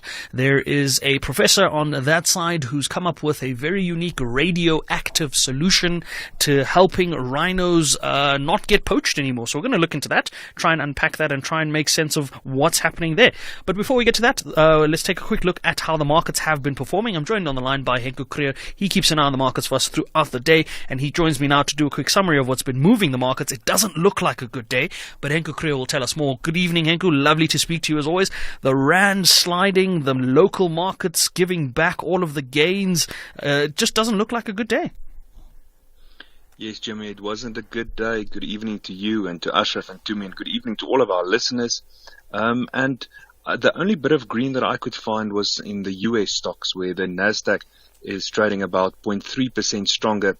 But I must say the S&P 500 and the Dow Jones not up or down at this stage and unchanged. And European stocks finished in the red. The FTSE 100 and the DAX each lost 0.6% this afternoon, and the CAC 40 finished today 0.3% down. And then very similar to how the picture looks here by us, where the JSE's all-share index finished 0.5% down and closed at a lower level of 79,435 points. The industrial index finished 0.1% down. Then the financial index lost quite a bit today, 1.8% weaker, but the resources index finished in the green and it gained 0.8% today. Glencore and Richmond helped for this because they each finished 2.5% stronger today. There was also AB InBev, which gained 2.3%, and Process and BHP, they each finished 1.5% stronger. But unfortunately, First Rand lost 1.8% today, and Standard Bank finished the day 2.2% weaker. Back to some good news. Karoo had a terrific day and it gained 6%, followed by Bidcorp and Mass. They each finished the day 3.5% up, and Harmony and Anglo Gold each gained 2.8%. Back to the negative side of things, Alphaman lost 6.5% today. Telkom and Netcare, they each finished 5% weaker, and MTN, ARM and Old Mutual each lost 3.5%. If we move across to the commodities market, the price of gold is $2,325 an ounce. Silver is trading at $29.60. Platinum is sitting comfortably at $1,001 an ounce, and palladium at $1,015. The oil price is $86.60 a barrel. Then if we have a look at the exchange rate, yes, the rand slipped today and now back to 18 rand 60 to the US dollar, 23 rand 60 to the pound, 19 rand 98 to the euro, and 12 rand 40 to the Australian dollar. And a Bitcoin will cost you $62,000, and that is still 1,175,000 rand. And Jimmy, that's how the markets performed. Thank you very much for that update, Henku. I think the markets moving at the moment and the movements that we saw this afternoon may have a little something to do with a certain gentleman by the name of Jerome Powell. He took to the stage at the Central Banking Forum that's currently taking place in Portugal, but we'll have more updates around that and why that's been moving the markets just after 6. For now, Ashraf, back to you and the team. All right, perfect. Thanks. You have a great show. I'm sure you certainly will. Right. Okay, I'll tell you what we're going to do. There's a DA press conference, and if it's started and we can take it, we will do so. We'll certainly update you on that. But for the rest of it, I'm going to certainly take your calls. I'll take your comments, and we'll do that right after this. You're listening to the National Pulse on SAFM. Right, first up, in fact, here's one. Ashraf, I'm living in Charles in Queensborough. We go without water for at least 2 weeks a month. This has been going on for years. When we ask for reasons, we're told problems with a reservoir or some pipe is broken. This community holds many elderly people who have to manage days without water, no water in that case. Trucks rarely come. A huge JoJo tank was erected with thanks to some members of the community. However, due to the length of time and no people relying on this tank quickly dries up. Frustration no longer an apt word for the situation, and we still get billed at the end of the month. Well, there you are. That's what's one. There's more. I mean, and really, I think about, we probably need to do a national pulse watch on just water issues, right? I'm from Chatsworth. I have no water for 2 days. Thank you. There you are. I hear that all the time. Let's get calls and comments. Tabo in Germiston. Hi, Tabo. Hi, good evening, Ashraf. How are you? I'm very good. Good of you to connect, right? Let's get your thoughts. Good, man. 2 points quickly on this, GNU arrangement. The first one, Ashraf, is that, listen, the first one is that we all know that the voters didn't vote. When they vote for all these parties, they didn't necessarily vote for this kind of an arrangement. We all know that. It's undisputable. So, meaning that also, this arrangement, it could be, and I'm saying this word deliberately, it could be unconstitutional, but obviously you can invite your constitutional experts and constitutional analysts to tell us. But this arrangement could be unconstitutional. That's my first point. My second point, quickly, Ashraf, is that look, I'm not a member of the EFF or the MK. But why do you call this? So I support all the callers who have been saying, let's not call this a GNU. Why do you call it a GNU when other parties who are among the top 5 in the country are excluded? Because where is national unity there? Okay, but I mean, look, let me interject you only because, we had 2 different people speaking about it. In fact, 2 of them, William Gumede as well as Rolf Meyer, about that, to say, yes, even in that 1994 when we had 1 or 2 parties, I think Azapo was one of them, outside of it. Basically, the difference is not whether everybody participated. The difference is everybody was invited, and that's really the point of departure. Now, we can have this debate all day long about whether it's called GNU, whether it's called something else. I think the bigger issue moving forward now is like, how does that impact our lives? I hear you, Ashraf, but let's not call it a government of national unity. Because like as I'm saying to you right now, we can go into the merits and demerits of those discussions and all that. But the fact of the matter is that you've got 2 parties that are up there, MK, EFF, that are not part of this. And you want You want the nation to believe that it's a government of national unity. Give me a break. Give us a break. Got that. And you've made your point. And Thabo, you're not the only person who said that. Many others have said that. Let's see what happens. I mean, at the end of the day, I'm just saying we can call it what we want. The proof is in the service delivery at the end of the day, right? Andile in Durban, hi. Hi, Ashraf. Yeah, you want to comment on Rolf Meyer? Interesting conversation, in fact, with him, yeah? Yeah, no. I particularly wanted to challenge some of his remarks because, in particular, he made reference to the issue that,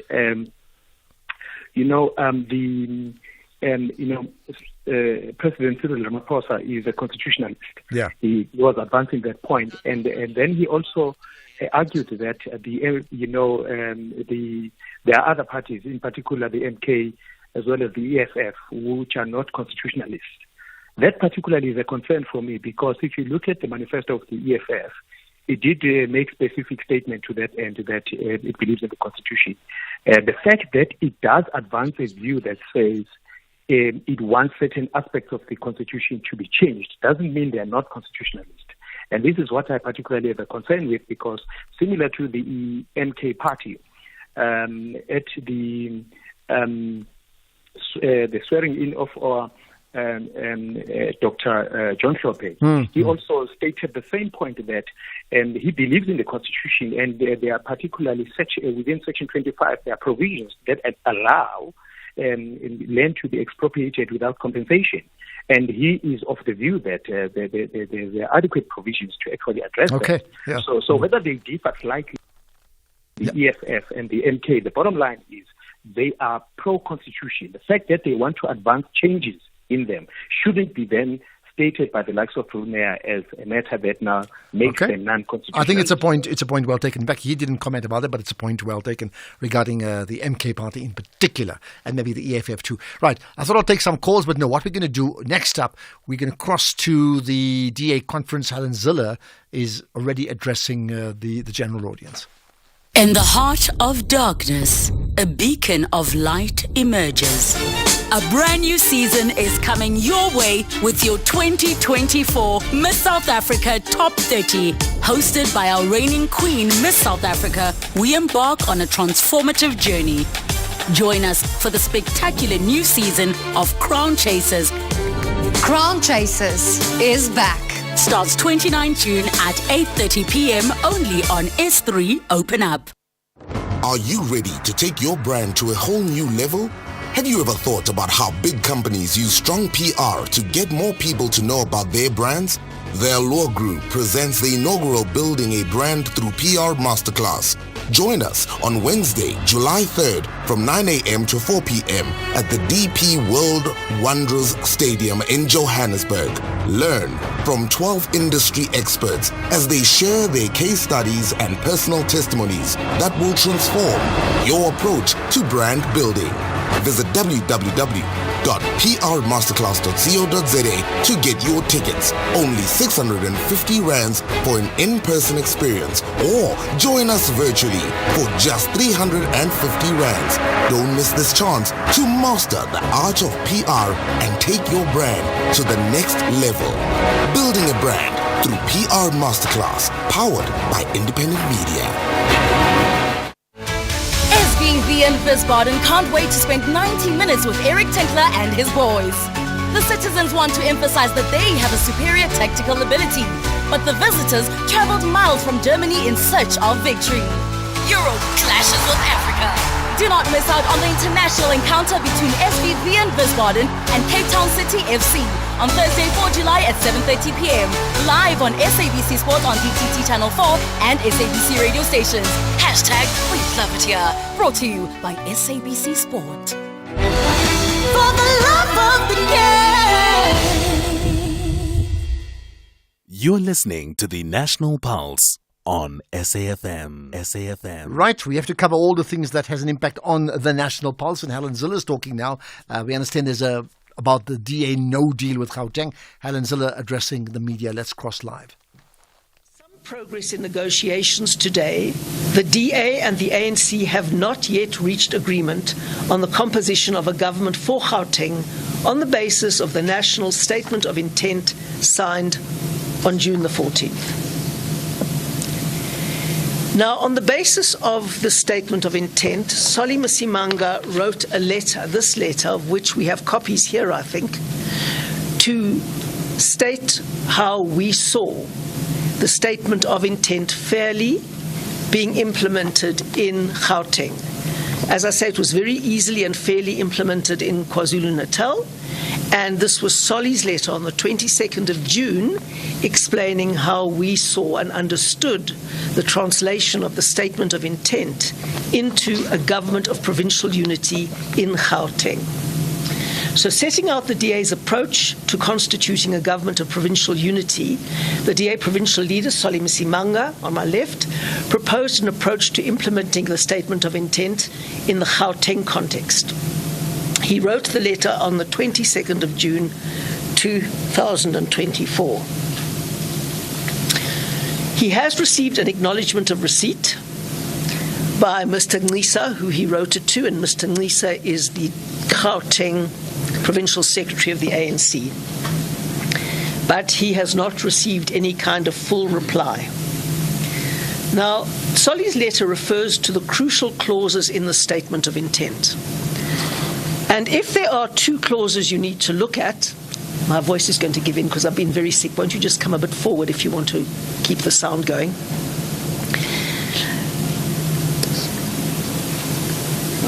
There are two clauses in the statement of intent, and they were clause 16 and clause 19. Can I have some water, right? Clause 16 and clause 19. Those are crucial clauses in the statement of intent. Clause 16 defines the principles of proportionality, inclusiveness, and respecting the will of the voters in the outcome of the election. Those are three critical principles that underline the formation of a government. Now, that makes sense because you want to respect the will of the voters, which means you have to respect the outcome of the election. We have a proportional representation system, so proportionality is a very important component of our entire electoral system. And then we also agreed that we should try and look at inclusiveness. Now, the other clause was clause 19, which defines the concept of sufficient consensus. Sufficient consensus is a uniquely South African concept that was coined at CODESA in those CODESA negotiations, and I'm old enough to have been at CODESA and here. And in CODESA, basically, there was the application of this concept called sufficient consensus, which we have defined for the very first time very clearly in the statement of intent. So the proportionality clause, which is clause 16, and the sufficient consensus clause, clause 19, were particularly important, and Solly referred to those clauses in his letter to Mr. I've got to just get it right here, to Mr. Ngisa of the ANC in the province. Now, up till now, the ANC has been prepared to offer the DA a maximum of 3 out of 10 cabinet seats. That is 3 out of 10 cabinet seats, without telling us how many seats they intended to take for themselves and how many they intended to give to other parties. Now, obviously, that's a completely unsatisfactory situation. In the election, the ANC was only slightly bigger than the DA. In the election, the ANC got 34% of the vote, and the DA got 28% of the vote. So we were literally 6 percentage points behind the ANC. We are almost the same size. And so as we go into a government of provincial unity, we needed to take each other into confidence. And it wasn't a situation in which the ANC would constitute a government and invite us in on their terms. It was a situation in which we would respect each other's proportion of the electoral result and agree on the composition of an executive. That was the basis on which it was done. The ANC said, right, we want to give you 3 out of 10 cabinet seats. We wanted to know, well, what do you plan to do with the rest?